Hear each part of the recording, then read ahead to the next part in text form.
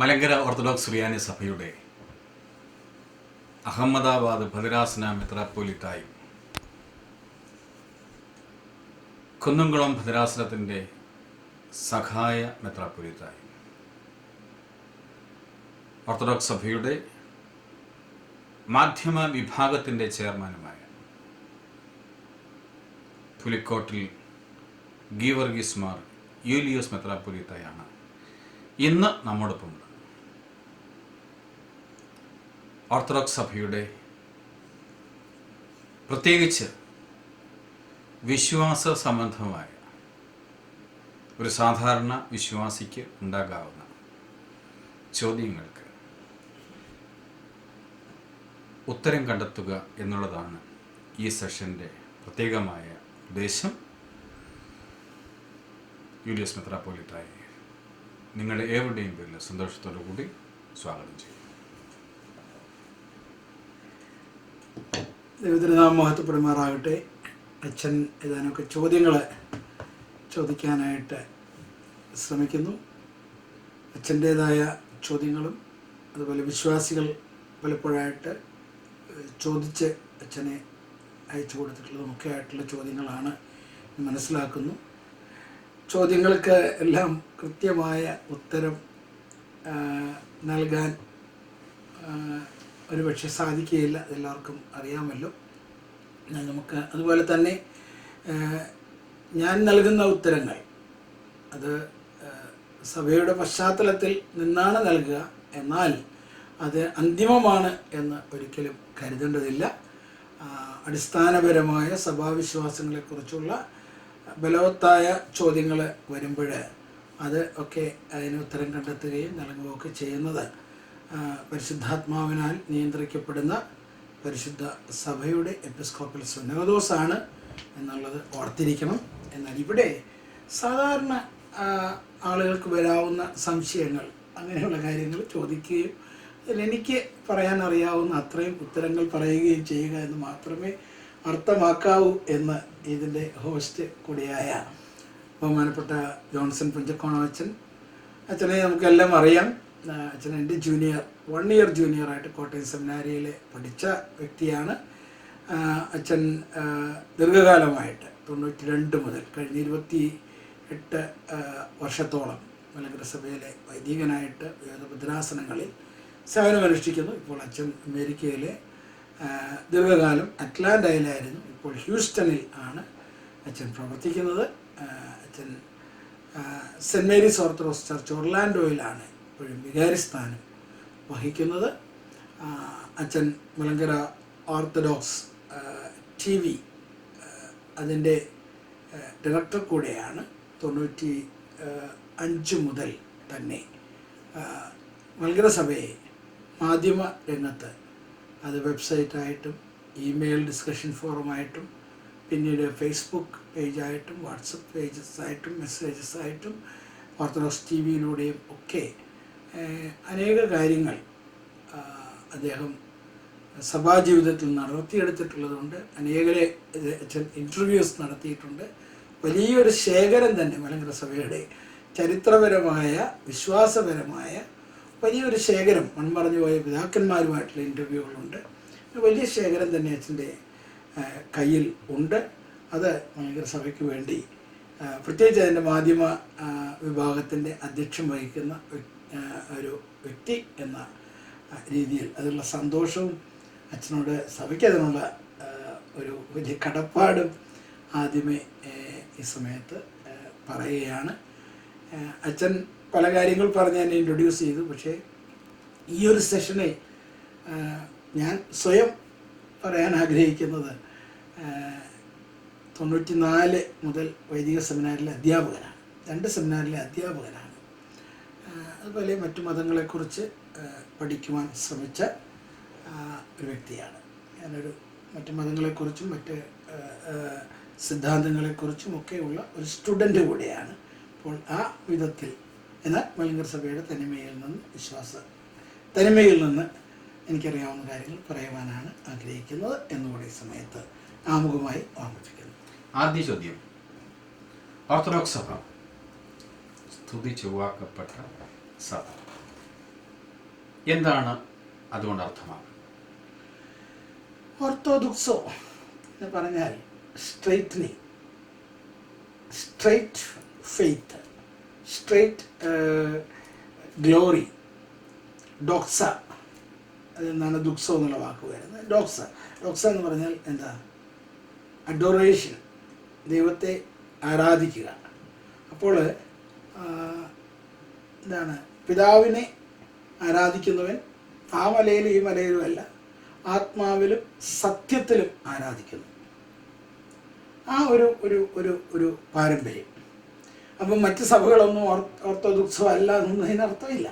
ഈ അടുത്ത കാലത്ത് ബ്രഹ്മമാർ ഭദ്രാസന മെത്രാപ്പൊലീത്തായുടെ ഒരു വീഡിയോ വളരെ ഒരു പക്ഷേ അല്പം വിവാദങ്ങൾ ഉണ്ടായിട്ടുണ്ടാവാം. ഓർത്തഡോക്സ് സഭയുടെ വിശ്വാസത്തെക്കുറിച്ച് പരാമർശിച്ചപ്പോൾ മറ്റ് സഭകളെ അല്പം താഴ്ത്തി കിട്ടിയില്ലയോ എന്നുള്ള ഒരു ചിന്തയൊക്കെ ഉണ്ടാകാം. ആ ഒരു പശ്ചാത്തലത്തിൽ നിന്നുകൊണ്ടാണ് ഈ ചോദ്യം. ഓർത്തഡോക്സ് സഭയുടെ വിശ്വാസം മാത്രം ശരി, മറ്റുള്ള സഭകളെല്ലാം ഡീവേറ്റ് ചെയ്യുന്നു, പെർവേർട്ട് ചെയ്തു പോകുന്നു, അല്ലെങ്കിൽ മറ്റൊരു രീതിയിലൊക്കെ പോകുന്നു. എന്താണ് അങ്ങയുടെ അഭിപ്രായം അതിനെക്കുറിച്ച്? ഞാൻ ആ തിരുമേനിയുടെ അഭിപ്രായത്തെ ഖണ്ഡിക്കണം എന്നുള്ളതല്ല, ഓർത്തഡോക്സ് സഭയുടെ ഫെയ്ത്ത് അല്ലെങ്കിൽ ഓർത്തഡോക്സി എന്ന് പറയുന്നത് അടിസ്ഥാനപരമായി എങ്ങനെ നമുക്ക് സാധാരണ വിശ്വാസികളിലേക്ക് പകർന്നു കൊടുക്കാനായിട്ട്?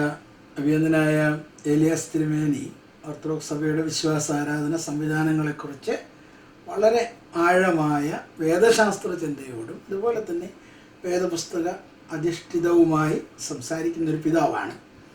അപ്പോൾ അദ്ദേഹം അത് വിഷയം സംസാരിച്ച് വരുമ്പോൾ ഇനി എന്തെങ്കിലും വളരെ അഗ്രസീവായിട്ട് ചിലപ്പോൾ സംസാരിക്കുന്നതിന് ചിലർക്ക് തോന്നാറുണ്ട്. ഞാൻ കൃത്യമായിട്ട് അത് എന്തുവാണെന്ന് കേട്ടില്ല. ഏതായിരുന്നാലും മറ്റ് സഭകളെ താഴ്ത്തിക്കെട്ടി സംസാരിക്കണമെന്ന് അദ്ദേഹം ആഗ്രഹിച്ച് കാണുകയില്ലെന്ന് എനിക്ക് തോന്നുന്നു. എന്നാൽ മലങ്കര ഓർത്തഡോക്സ് സഭയുടെ വിശ്വാസ ആചാര സംവിധാനങ്ങളെക്കുറിച്ച് നമുക്കൊരു സെൽഫ് സാറ്റിസ്ഫാക്ഷൻ ഉണ്ട്. ആ സാറ്റിസ്ഫാക്ഷൻ നമുക്ക് തുറന്നു പറയാനുള്ള അവകാശമുണ്ട്. ഈ പറയുന്ന ആർട്ടിക്കിൾ 25 മുതൽ 30 വരെയുള്ള സ്ഥലങ്ങളിലൊക്കെ പ്രധാനമായിട്ട് പറയുന്ന കാര്യം എന്താ? അതുപോലെ നമ്മുടെ പ്രയാമ്പിളിൽ പറയുന്നൊരു കാര്യമുണ്ട്. എൻ്റെ വിശ്വാസം അത് വിശ്വസിക്കാൻ, അത് പ്രീച്ച് ചെയ്യാൻ, മറ്റുള്ളവർക്ക് അസൗകര്യം ഉണ്ടാകാത്ത രീതിയിൽ അത് പ്രചരിപ്പിക്കാനൊക്കെയുള്ള സ്വാതന്ത്ര്യം ഭരണഘടന നമുക്ക് നൽകുന്നുണ്ട്. എന്നാൽ അത് മറ്റൊരാളെ വിശ്വാസത്തെ ഹർട്ട് ചെയ്യുന്ന രീതിയിൽ ആകരുത്. വീണ്ടും ഓർത്തഡോക്സ് വിശ്വാസം എന്നുള്ളതുകൊണ്ട് സഭ മനസ്സിലാക്കുന്നത് സഭയുടെ അപ്പോസ്തോലിക വിശ്വാസം അല്ലേ? അപ്പോസ്തോലിക വിശ്വാസം അത് അപ്പോസ്തോലിക പാരമ്പര്യം, അതിനാണ് സക്സഷൻഷിപ്പ് എന്നൊക്കെ പറയുന്നത്. ആ പാരമ്പര്യത്തിൽ പുതുസുന്നകദോസുകൾ ഇന്നും ട്രിനിറ്റേറിയൻ ഫെയ്ത്ത്, ഇങ്ങനെ ഒത്തിരി കാര്യങ്ങളുണ്ട്. അതെല്ലാം ചേർന്ന് വരുന്ന ആ വിശ്വാസ സംവിധാനത്തിൽ നിൽക്കുന്ന, അതുമാത്രമല്ല ആ വിശ്വാസം എന്ന് പറയുന്നത് സ്റ്റാറ്റിക് അല്ല, അതെപ്പോഴും എന്താ പറയുക, ജനവുമായിട്ടുള്ള സംസർഗത്തിലാണ്. ഡൈനാമിക് ഫെയ്ത്താണ്. സ്റ്റാറ്റിക് അല്ല എന്ന് പറഞ്ഞാൽ അതിൻ്റെ അർത്ഥം വിശ്വാസത്തിൻ്റെ അടിസ്ഥാനം മാറിക്കൊണ്ടിരിക്കുന്നു എന്നുള്ളതല്ല. മാത്രമല്ല അത് എപ്പോഴും ഒരു ഓർത്തോ പ്രാക്സിസും കൂടി ഉള്ളതാണ്. എന്ന് പറഞ്ഞാൽ ഈ വിശ്വാസം അനുസരിച്ചുള്ളൊരു ജീവിതം. ഇപ്പോൾ തന്നെ നമ്മൾ സ്ലിഹ നോമ്പിലാണ്. അപ്പോൾ നോമ്പിൻ്റെ ക്രമീകരണം എന്താണ്? നമ്മൾ ഓരോ സമയവും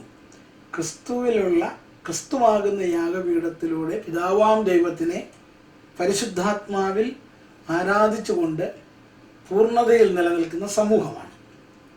അപ്പം അതിൽ യാമപ്രാർത്ഥനകളുണ്ട്, ദണ്ഡനമസ്കാരങ്ങളുണ്ട്, കുമ്പിടലുകളുണ്ട് അല്ലേ? ഇങ്ങനെയുള്ള ഉപവാസങ്ങളുണ്ട്, നോമ്പനുഷ്ഠാനമുണ്ട്, ദാനധർമ്മമുണ്ട്. പറയുന്നുണ്ട്, നീ മുഴുവൻ നേരം പ്രാർത്ഥിക്കുന്നു എന്ന് പറയുന്നു, നീ ദാനധർമ്മം ചെയ്യുന്നില്ലെങ്കിൽ നിൻ്റെ നോമ്പും പ്രാർത്ഥനയൊക്കെ വ്യർത്ഥമാണ്. അപ്പോൾ ഇതെല്ലാം കൂടിയുള്ള ഒരു സമഗ്രമായ ഒരു ഹോളിസ്റ്റിക് ലൈഫ് സ്റ്റൈലാണ്.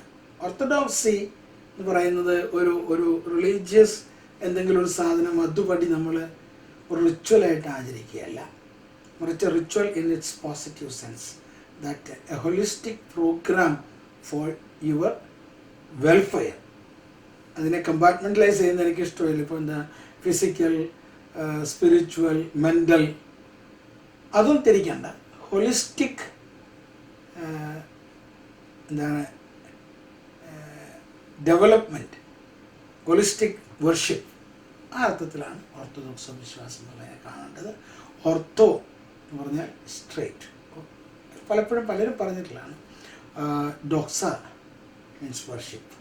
അപ്പോൾ ഓർത്തഡോക്സ് സഭയുടെ മൊനസ്ട്രികൾ, അപ്പോസ്തോലിക് ഫെയ്ത്ത്, അതനുസരിച്ചുള്ള ഇപ്പം കർത്തവ്യപ്പായം, കുമ്പടിയിലെ പ്രാർത്ഥനകൾ, സ്ട്രിക്റ്റ് നോമ്പ്, ഇതൊക്കെ കണ്ടപ്പോൾ മറ്റുള്ളവർ ആക്ച്വലി ഐഡൻറ്റിഫൈ ചെയ്യാൻ വിളിച്ചതാണ് ഇവരെ ഓർത്തഡോക്സ്, അല്ലേ? അതെ. എന്നാൽ ആ ഓർത്തഡോക്സോ എന്ന് പറഞ്ഞാൽ അതിലെന്താണ്? We believe in the one holy catholic and apostolic.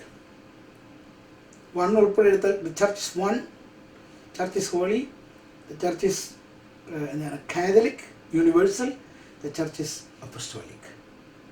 ആ ഫെയ്ത്തിനെയാണ് ഓർത്തഡോക്സ് ഫെയ്ത്ത് എന്ന് പറയുന്നത്.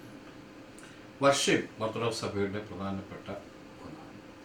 ആരാധനയിൽ ഓർത്തഡോക്സ് സഭയിൽ ആരാധനയ്ക്ക് വളരെ പ്രാധാന്യമുണ്ട്. പ്രത്യേകിച്ച് 7 നേര പ്രാർത്ഥന, യാമപ്രാർത്ഥന. അതിൻ്റെ ഒരു ക്രമീകരണം എങ്ങനെയാണ്? 7 നേര പ്രാർത്ഥനകൾ സാധാരണ ഒരു ഓർത്തഡോക്സ് സഭയുടെ വിശ്വാസം സംബന്ധിച്ചിടത്തോളം 7 നേര പ്രാർത്ഥനകൾ ഒരുപക്ഷെ സുപരിചിതമായിരിക്കില്ല. എങ്ങനെ നമുക്ക് സാധാരണ വിശ്വാസി അതാണ് മനസ്സിലാക്കി കൊടുക്കാനായിട്ട്? ഇത് എന്താ പറയുക, നമുക്കറിയാം ഇതൊരു ഓർത്തഡോക്സയുടെ പ്രാക്സിസിൽ വരുന്നതാണ്. സുപരിചിതമായിരിക്കില്ല എന്ന് പറയുന്നത് ഒരു പരിധിവരെ ശരിയാണെന്ന് മറ്റൊരു രീതിയിൽ ശരിയല്ല. ശരിയല്ല എന്ന് ഞാൻ പറയുന്നത് ആദ്യം പറയാം. കാരണം കുഞ്ഞുനാൾ മുതൽ നമസ്കാരങ്ങൾ അത് കൃത്യമായിട്ട് നടത്തണം എന്ന് നിഷ്കർഷിക്കുന്ന മാതാപിതാക്കൾ, അതിനേക്കാളുപരി പൂർവ്വ മാതാപിതാക്കൾ, ഗ്രാൻഡ് ഫാദറും ഗ്രാൻഡ് മദറും ഒക്കെ, എൻ്റെ maternal grand father and grand mother, paternal grand ഫാദറിനെയും മദറിനെയും കാണാൻ ഒത്തിട്ടില്ല. അത് വളരെ നിഷ്ഠയാണ്. പിന്നെ അത് 7 യാമങ്ങളിൽ നടക്കുകയില്ല. കാരണം സ്കൂളിൽ പോകണം, വർക്ക് ചെയ്യാൻ പോകണം ഒക്കെ. അതുകൊണ്ട് നമ്മൾ സാധാരണ എന്താ ചെയ്യുന്നത്, സെമിനാരികളിൽ പോലും നമ്മൾ ചെയ്യുന്നത് എന്താണ്, ഈ 7 യാമങ്ങളെ യഥാർത്ഥത്തിൽ 2 സമയങ്ങളിലേക്ക്, 7 യാമങ്ങൾ 2 സമയങ്ങൾ, ആ 7 യാമങ്ങളെ 2 സമയങ്ങളിലേക്ക് മാറ്റിയെടുക്കുകയാണ്.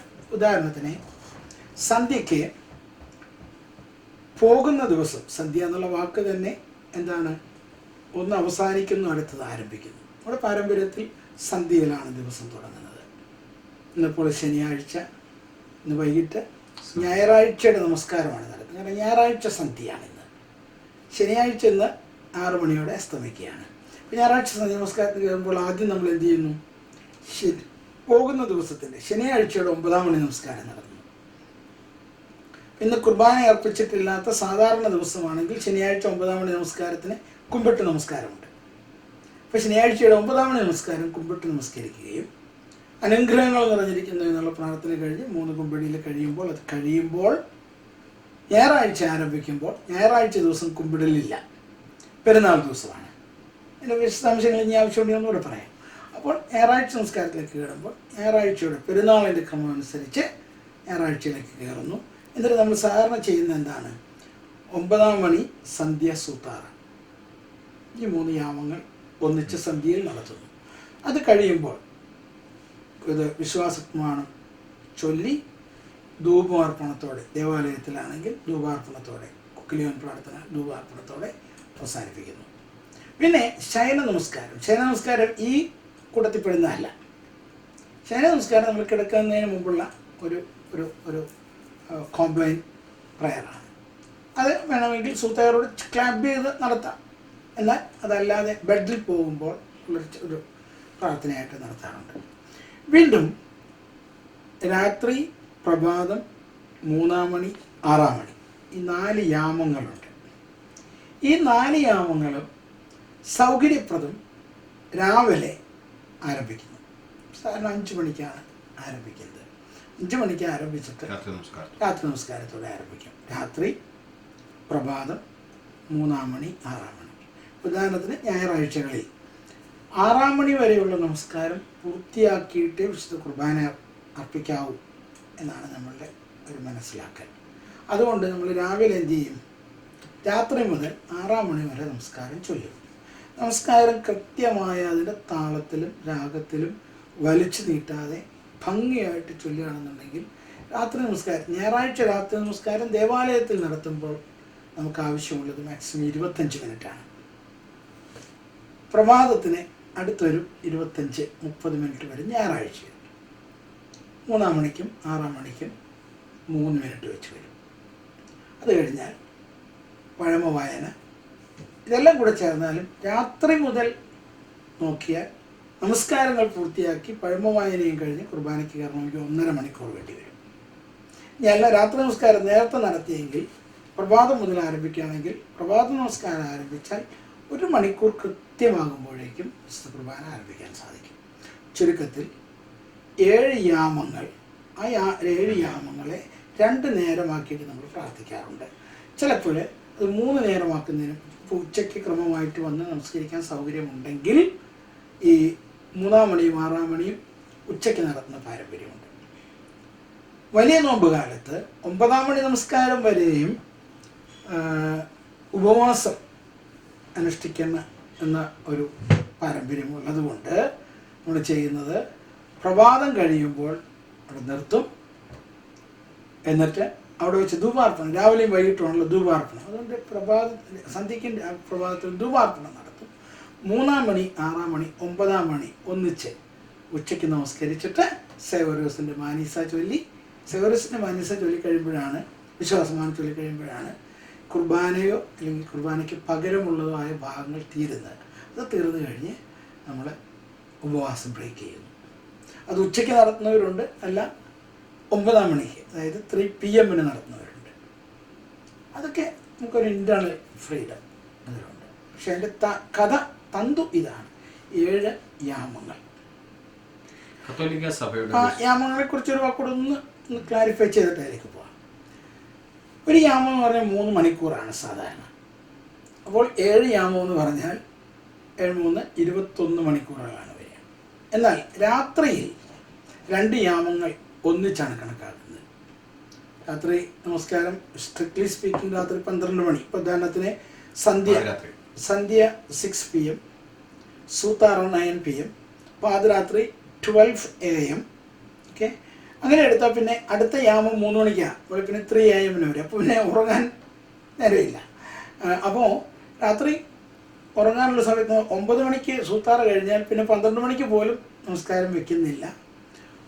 ധ്യാനിച്ച് നമ്മൾ ഉറങ്ങുന്നു, ശയന നമസ്കാരം നടത്തി ഉറങ്ങുന്നു. ഉറങ്ങി ഒന്ന് തെളിഞ്ഞ് രാവിലെ 5 മണിക്ക് രാത്രി മുതലുള്ള യാമങ്ങൾ നടത്തുന്നു. അപ്പോൾ രാത്രി പിന്നെ പ്രഭാതം 6 മണിക്ക് 6 AM. അപ്പോൾ രാത്രി 12 AM മുതൽ രാവിലെ 6 AM വരെയുള്ള 6 മണിക്കൂർ. അപ്പോൾ 2 യാമമാണ് രാത്രിയിൽ പോകുന്നത്.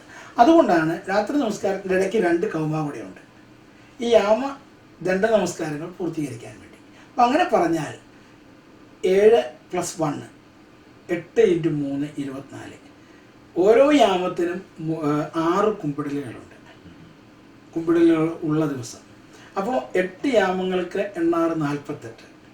48ഉം എന്താണ് ഇത് രാവിലെയും വൈകിട്ടും വിശ്വാസ പ്രമാണമുണ്ട്. അപ്പോൾ അത് 6 കുമ്പിടലുകൾ വരും. 48ഉം 6ഉം 54. ഉച്ച നമസ്കാരത്തിന്, ശയന നമസ്കാരത്തിന്, ഏതാ ഉച്ചയ്ക്ക് വീണ്ടും ഒരു ലുത്തിനിയ മാത്രം നടത്തുമല്ലോ, ഒരു കൗമ നടത്തി ലുത്തിനിയ നടത്തി വിശ്വാസ പ്രമാണം വരും. അപ്പോൾ 9 കുമ്പിടലുകൾ വരും. 54ഉം 9 18. അപ്പോൾ ഒരു ദിവസം 72 മുട്ടുകുത്തലുകൾ ഉണ്ടാകും. ഈ 72 മുട്ടുകുത്തലുകൾ നമ്മൾ നടത്തുവാണെങ്കിൽ ഫിസിക്കൽ എക്സസൈസായി ഏറ്റവും നല്ല ഫിസിക്കൽ എക്സസൈസാണ്. എസ്പെഷ്യലി ഒരു ക്രിസ്ത്യൻ യോഗയാണ്. ഇതിലും നല്ലൊരു ക്രിസ്ത്യൻ യോഗ വേറെയില്ല. രാവിലെ നമ്മൾ എഴുന്നേറ്റ് ഒരു സ്റ്റിഫ്നെസ് ഒക്കെ ഉണ്ടാകും, ബ്ലഡും ചിലപ്പം അവിടെ ഇവിടെയൊക്കെ അല്ലേ ഫ്ലോ കുറഞ്ഞൊക്കെ ഇരിക്കും. അപ്പോൾ നമുക്ക് BP പോലെയുള്ള കാര്യങ്ങളൊക്കെ വരുന്നതിൻ്റെ ബേസ് അതാണ്. ഈവൻ ക്ലോട്ടിനൊക്കെയുള്ള സാധ്യതയൊക്കെ അവിടെയാണ്. അപ്പോൾ നമ്മളൊന്ന് ഫ്രഷായി വന്നു കഴിഞ്ഞാൽ ആദ്യം ചെയ്യുന്നത് കുമ്പിടിലാണ്. അപ്പോൾ രാവിലെ 33 കുമ്പിടിയിലാണ് വരുന്നത്. അത് ഒന്നിച്ചല്ല, 33 കുമ്പിടിയിലല്ല. അങ്ങനെയുള്ള കുമ്പിടിൽ വലിയ നോമ്പില്ല, 40 മെറ്റനോയ, അത് വേറെയുണ്ട്. എന്നാൽ ശാന്തമായിട്ട് പ്രാർത്ഥിച്ച് ദൈവമേ നീ പരിശുദ്ധനാവുന്നു ഇത് ചൊല്ലി നമ്മൾ കുമ്പിട്ട് നമസ്കരിക്കുമ്പോൾ നമുക്കൊരു ഒരു മെൻ്റൽ റിലാക്സേഷൻ, അല്ലേ? ഫിസിക്കൽ റിലാക്സേഷൻ, സ്പിരിച്വൽ റിലാക്സേഷൻ, നമ്മുടെ ബോഡിക്ക് അതുകൊണ്ട് ഇതൊരു സൈക്കോസൊമാറ്റിക് പ്രാക്ടീസ് എന്ന് പറയുന്നത്. ബ്ലഡ് മുഴുവൻ ചംക്രമണം നടന്നു. അത് കഴിഞ്ഞ് നമ്മൾ ഉച്ച വരെ പല ജോലികളിൽ ഏർപ്പെട്ടു. ഉച്ചയ്ക്ക് ഭക്ഷണം കഴിക്കുന്നതിന് മുമ്പ് ഇവിടെ ദൈവത്തെ ഒന്ന് വിളിക്കും. അതിന് ഈ ഉച്ചയ്ക്കുള്ള ലുത്തിനിയാക്കിയ 5 മിനിറ്റ്, അവിടെയാണ് നമ്മൾ യഥാർത്ഥത്തിൽ ഒരു മധ്യസ്ഥ പ്രാർത്ഥന എന്ന് പറയുന്ന ആ ഉച്ചനമസ്കാരത്തിൻ്റെ സമയത്താണ് പ്രധാനമായിട്ട് വരുന്നത്. എപ്പോഴും ലോകത്തെ മുഴുവൻ സമർപ്പിച്ചാൽ പ്രാർത്ഥിക്കുന്നത്, എന്നാൽ ഉച്ചയ്ക്ക് ലുത്തിനിയായും ചൊല്ലി 9 തവണ കുമ്പിട്ടു. അപ്പോൾ നമുക്കൊരു ബ്ലഡ് സർക്കുലേഷനും കൂടിയായി. വൈകിട്ട് സന്ധ്യാനമസ്കാരത്തിന് നമ്മൾ ജോലികളൊക്കെ കഴിഞ്ഞ് തിരിച്ചു വന്ന് വീണ്ടും ദൈവസന്നിധിയിൽ നിൽക്കുന്നു. അപ്പോൾ നമ്മൾ വൈകിട്ട് 21 കുമ്പിടലുകളാണ് വരുന്നത്. അങ്ങനെ 33, 21, 54 വരുന്നു. 54, 9, 63, 63 ശയനമസ്കാരത്തിന് 9, 72. ഇതാണ് കുമ്പിടലിൻ്റെ കണക്ക്. ഇത് ചെയ്തു നോക്കിയാൽ പ്രത്യേകിച്ച് ഈ ശയന നമസ്കാരം ചൊല്ലുകയും കുമ്പിടുകയും, അതായത് എന്ത് ടെൻഷനും ഉണ്ടായിക്കോട്ടെ, ഞങ്ങൾക്കുള്ള കർത്താവേ ഞാനിത് നിദ്ര ഒഴിഞ്ഞിട്ട് ഇത് ചൊല്ലി, അല്ലേ? കുറിയലായസൻ പറഞ്ഞ് ശുദ്ധമുള്ള പിതാവ്, എന്തൊരു മനോഹരമായ ഹൂത്തോമയാണ്. ഇത് ഹൂത്തോമ പ്രാർത്ഥനയാണ്. ശുദ്ധമുള്ള പിതാവ്, ശുദ്ധമുള്ള നിന്റെ തിരുനാമത്താൽ ഞങ്ങളെ കാത്തുകൊള്ളണമേ. ജയമുള്ളതിൻ്റെ സ്ലീവായ ഞങ്ങൾ മറച്ചുകൊള്ളണമേ. ശുദ്ധമുള്ള റൂഹ, ശുദ്ധമുള്ള നിന്റെ കുടിയിരിപ്പിന് ഭവനങ്ങളായി ഞങ്ങളെ ചമയ്ക്കണമേ. പരിശുദ്ധ റൂഹയാണ് നമ്മൾ വസിക്കേണ്ടത്. ഇത് പറഞ്ഞ് കുരിശ് വരച്ച്, അപ്പോൾ ഈ പറഞ്ഞില്ലേ 9 കുമ്പിടിയിലും കഴിയുമ്പോൾ വീണ്ടും ഒരു ബ്ലഡ് സർക്കുലേഷനൊക്കെ ക്ലിയറായി സുഖമായിട്ട് ഒരു ഗ്ലാസ് വെള്ളം കുടിച്ച് കിടന്നുറങ്ങാം. സുഖമായിട്ട് കിടന്നുറങ്ങാം. ഒരു അനാവശ്യ നിശാസ്വപ്നങ്ങളോ ദുസ്വപ്നങ്ങളോ ഒന്നും കാണുകയില്ല. ശാന്തമായി ഒരു ഒരു ഒരു മുല്ലപ്പൂ തറയിൽ കിടക്കുന്ന പോലെ കിടന്ന് നമുക്ക് ഉറങ്ങാനൊക്കെ. ഈ ഡെയിലി പ്രയറിനെ കുറിച്ച് പറയുമ്പോഴേ ഷീമ നമസ്കാരം, അതിൻ്റെ പ്രസക്തി എന്താണ്? ഷീമ നമസ്കാരം എന്നതൊന്നും അർത്ഥമാക്കുന്നത് ഈ ഷിഹീമോ എന്ന വാക്കിന് കോമൺ, സാധാരണ, അത് കോമൺ പീപ്പിളിലുള്ള നമസ്കാരം എന്നല്ല, കോമൺ പ്രയർ. കാരണം 3 നോമ്പിന് പ്രത്യേക പ്രയറുകളുണ്ട്, പ്രാർത്ഥനയുണ്ട്. വലിയ നോമ്പിന് പ്രത്യേക പ്രാർത്ഥനയുണ്ട്. സ്ലീഹ നോമ്പ് പോലെയുള്ള സ്ലീഹ നോമ്പ്, അതുപോലെ ശൂനോയോ നോമ്പ്, ഇതിനൊക്കെ മൊറാനീശംഷിയുടെ മുമ്പിൽ എടുത്ത് ചൊല്ലാനുള്ള കോലോകളും ബോസകളും ഉണ്ട്. അപ്പോൾ അങ്ങനെ ഒരു പെങ്കീസ ക്രമം വേറെയുണ്ട്. അതല്ല, അതുപോലെ ഞായറാഴ്ചയ്ക്ക് വേറെ പ്രാർത്ഥനയുണ്ട്. അങ്ങനെയല്ലാത്ത Monday to Friday, Monday to Saturday ഉള്ള സാധാരണ ചൊല്ലാനുള്ള ആ ഒരു ക്രമത്തെയാണ് ഷീമ നമസ്കാരം എന്ന് പറയുന്നത്. ഷീമ എന്ന് നമ്മൾ പറയും. പശ്ചാത്യ സുറിയാനിയിൽ പറയുമ്പോൾ ഷിഹീമോ, അത് നമുക്ക് അകാരപ്രധാനമാണ്. നമ്മുടെ പൗരസ്ത്യ സുറിയാനി, പറയുമ്പോൾ അതല്ലെങ്കിൽ മലയാളത്തിലും അകാരപ്രധാനമാണ്. നമ്മളെല്ലാം ആയാണ് ഏറ്റവും കൂടുതൽ ഉപയോഗിക്കുന്ന, വഹുവിൽ തന്നെ ആയാണ്. അപ്പോൾ ഷീമ നമസ്കാരം, അത് ഷീമക്കാരൻ കൊണ്ടുവന്ന നമസ്കാരം എന്നല്ല അതിൻ്റെ അർത്ഥം. Daily prayer, common daily prayer, അതാണ് അച്ഛൻ ഉദ്ദേശിച്ചത്. പക്ഷെ അത് സാധാരണ ജനങ്ങളെ സംബന്ധിച്ചിടത്തോളം പരിചിതമല്ല. കോമൺ ഡെയിലി ആശ്രമങ്ങൾ, അതേപോലെ തന്നെ സെമിനാരികൾ, അവിടെയൊക്കെ അത് വെരി ഗുഡ് ക്വസ്റ്റ്യൻ. അതുകൊണ്ടാണ് ഷീമ നമസ്കാരം ബേസിക്കലി സുറിയാനിയിലാണ്. അത് അതേ ഭംഗിയിൽ തർജ്ജമ ചെയ്ത് മലയാളത്തിൽ കവനം ചെയ്ത് അതേ ട്യൂണിൽ തന്നെ മലയാളത്തിൽ നമുക്കുണ്ട്. എന്നാൽ സാധാരണക്കാർക്ക് ഈ പാട്ടുകൾ, എന്നിട്ട് ഇതിന് 8 നിറങ്ങളും മാറിയൊക്കെ വരും. അപ്പോൾ അത് തന്നെ ഒരു വലിയ പ്രോസസ്സാണ്. അത് സുറിയാനി സെമിനാരി അധ്യാപകർക്കും സെമിനാരിയിൽ പഠിക്കുന്നവർക്കും ഒക്കെ പറ്റുന്നത് പോലെ സാറിന് പറ്റുകയില്ല. എന്നാൽ സാധാരണക്കാർക്ക് വീട്ടിൽ നമസ്കരിക്കുവാനായിട്ട് ഇതേ നമസ്കാരം പ്രോസായിട്ട് കാനോനികമായ നമസ്കാരക്രമം ശിവ നമസ്കാരത്തിന് മുഴുവൻ പ്രോസ് ഉണ്ട്. ഇനി അതുകൂടാതെ അതിനെ തന്നെ അപ്ഗ്രേഡ് ചെയ്ത് കോമൺ പ്രയർ, കുടുംബാരാധന ക്രമമുണ്ട്. അതിലെ മസ്മൂറുകൾ എല്ലാ ദിവസവും ഒരേ മസ്മൂറുകളാണ്. സാധാരണ നമസ്കാരത്തിലൊക്കെ എല്ലാ ദിവസവും പ്രധാനത്തിന് സന്ധ്യാനമസ്കാരം തുടങ്ങുമ്പോൾ കർത്താവിനെ ഞാൻ വിളിച്ചുവല്ലോ എന്നുള്ള സെറ്റ് ഓഫ് 119 സങ്കീർത്തനത്തിൻ്റെ ഒരു ഭാഗം, 145 സങ്കീർത്തനം, അവസാനം 117 സങ്കീർത്തനം, സകല ജനങ്ങൾ ജാതികളും കർത്താവിനെ സ്തുതിപ്പിൻ, അതൊക്കെ ചൊല്ലിക്കൊണ്ടാണ് നമ്മൾ ആരംഭിക്കുന്നത്. സൂത്താറയിൽ വരുമ്പോൾ നമുക്ക് എന്തുണ്ട്? 91 സങ്കീർത്തനമുണ്ട്, 121 സങ്കീർത്തനമുണ്ട്, രാത്രി നമസ്കാരത്തിൽ നമുക്ക് സങ്കീർത്തനമുണ്ട്, പ്രഭാതത്തിൽ നമുക്ക് ദൈവമേ ഹൃദയം പ്രകാരം എന്നുള്ള സങ്കീർത്തനമുണ്ട്, പിന്നെ പ്രകാശത്തിൻ്റെ സൃഷ്ടാവിന് സ്തുതി എന്നുള്ള സങ്കീർത്തനമുണ്ട്. അപ്പോൾ ഈ സങ്കീർത്തനങ്ങളെല്ലാം ഉണ്ട്. ഇതിൻ്റെ ഇടയ്ക്കുള്ള എഡ്ബോയും കോലോകളും ബോവുസുകളും അതാത് ദിവസത്തിൻ്റെ പ്രത്യേകത അനുസരിച്ച് മാറിക്കൊണ്ടിരിക്കും. അപ്പോൾ കുടുംബാരാധന ക്രമത്തിൽ അവിടെ അതിന് മാറ്റം വരുത്താതെ ഒരു കോമൺ പ്രയർ. അപ്പോൾ എല്ലാവർക്കും അത് ഹൃദ്യസ്ഥമാണ്. ആ കോമൺ പ്രയർ, പാവാക്കള നമസ്കാരത്തിലെ കോമൺ പ്രയർ ഞങ്ങളൊക്കെ ചെറുപ്പത്തിൽ, കാരണം ഒന്നും ഒരു ദിവസം ഭക്ഷണം മുടങ്ങിയാലും പ്രാർത്ഥന മുടങ്ങിയില്ല. അപ്പോൾ ഇത് നമുക്ക് ബൈഹാർട്ടാണ്. എന്നിട്ട് എന്ത് ചെയ്യും? ഇപ്പോൾ തിങ്കളാഴ്ച അനുതാപത്തിൻ്റെയാണ്. അപ്പോൾ തിങ്കളാഴ്ച മോറാനി ശുശ്രൂഷയ്ക്ക് മുമ്പ് അനുതാപത്തിൻ്റെ 2 കോലോകളും ബോവുസും കൂടെ ചൊല്ലും. തിങ്കൾ ചൊവ്വ അനുതാപത്തിൻ്റെയാണ്, ബുധൻ മാതാവാണ്, വ്യാഴം പരിശുദ്ധന്മാരാണ്, വെള്ളി സഹദേവന്മാരും സ്ലീബായുമാണ്, ശനി വാങ്ങിപ്പോയവരാണ്. അങ്ങനെയുള്ള ക്രമീകരണമുണ്ട്. അപ്പോൾ ആ കോലോകൾ അവിടെ ചൊല്ലും. അപ്പോൾ കോമൺ പ്രയർ നമുക്ക് കാണാതെ അറിയാം. ഈ പ്രാർത്ഥനകൾ അത് എല്ലാവർക്കും കാണാതെ അറിയപ്പോൾ പുസ്തകത്തിലുണ്ടാകും. പലർക്കും അത് കാണാതെ അറിയാവുന്നവരുണ്ട്. അത് ഈവൻ കാണാതെ അത് ചൊല്ലും. അപ്പോൾ ഞാൻ ഒരു ഇതായിട്ട് പറയല്ല, എൻ്റെ മാതാപിതാക്കൾക്ക് ആ പ്രാർത്ഥനകൾ കാണാതെ അറിയാമായിരുന്നു. അപ്പോൾ അവരത് ഇട്ട് കഴിഞ്ഞാൽ, പാരഗ്രാഫ് ഇട്ട് കഴിഞ്ഞാൽ നമുക്ക് ബാക്കി ചൊല്ലാനാകും. എന്നിട്ട് ഇനി അതുപോലെ തന്നെ അതിന് പകരം ഞാൻ സൂചിപ്പിച്ചെന്ന് തോന്നുന്നു, മറ്റ് ഇത് വരുമ്പോൾ നോമ്പ് കാലങ്ങൾ, ഇപ്പോൾ ശ്രീകാ നോമ്പ് വരുമ്പോൾ ശ്രീകാ നോമ്പിന് പ്രാർത്ഥനയുണ്ട്, കാത്തിരിപ്പ് കാലത്തിന് പ്രാർത്ഥനയുണ്ട്. ഓരോ പെരുന്നാളുകൾക്കും നമുക്ക് പള്ളിയിൽ പോകാനൊക്കെ വീട്ടിലാണ് പ്രാർത്ഥിക്കുന്നെങ്കിൽ പെന്തക്കോസ്തി പെരുന്നാളിന് 2 കോലോകളും ഒരു ബോവുസും നമ്മുടെ കുടുംബ പ്രാർത്ഥനയിലുണ്ട്, പാവക നമസ്കാരത്തിലുണ്ട്. അതെടുത്ത് നമസ്കരിച്ച് പൂർത്തിയാക്കണം എന്നുള്ളതാണ്.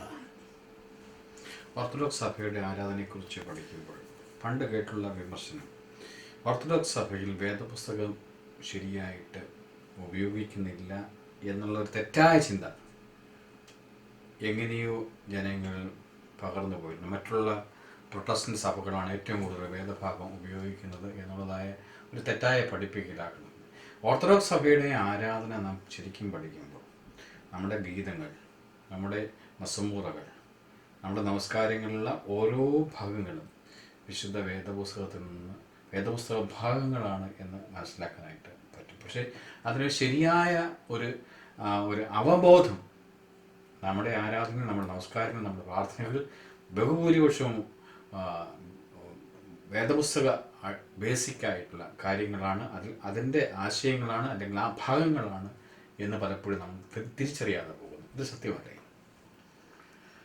ഇത് സത്യമല്ലേ എന്ന് ചോദിച്ചാൽ അത് എന്താ പറയുക, അതിന് ഒരു വാക്കുണ്ടല്ലോ, റിലേറ്റീവ് ട്രൂത്താണ്. ഒരു എന്താ മലയാളത്തിൽ നമ്മൾ പറയുന്നത്, ഒരു പൂർണ്ണ സത്യമല്ല അത്.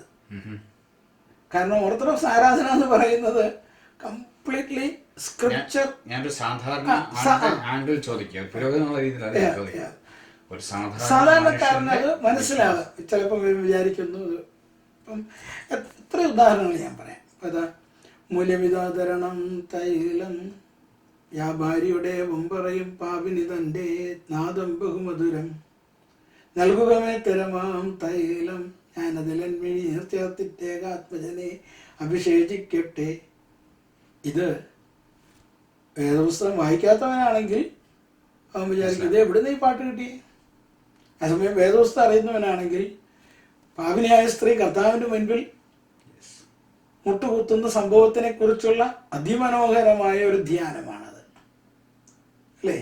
നമ്മുടെ ഗീതങ്ങളെല്ലാം തന്നെ അതിന്റെ ശരിയായ അർത്ഥം പഠിച്ചു, സ്ക്രിപ്ചറിൽ നിന്നുള്ള സാധനങ്ങൾ എടുത്തിട്ട് അതിൻ്റെ ഇൻ്റർപ്രിറ്റേഷൻസ് ആണ് ഒന്ന്.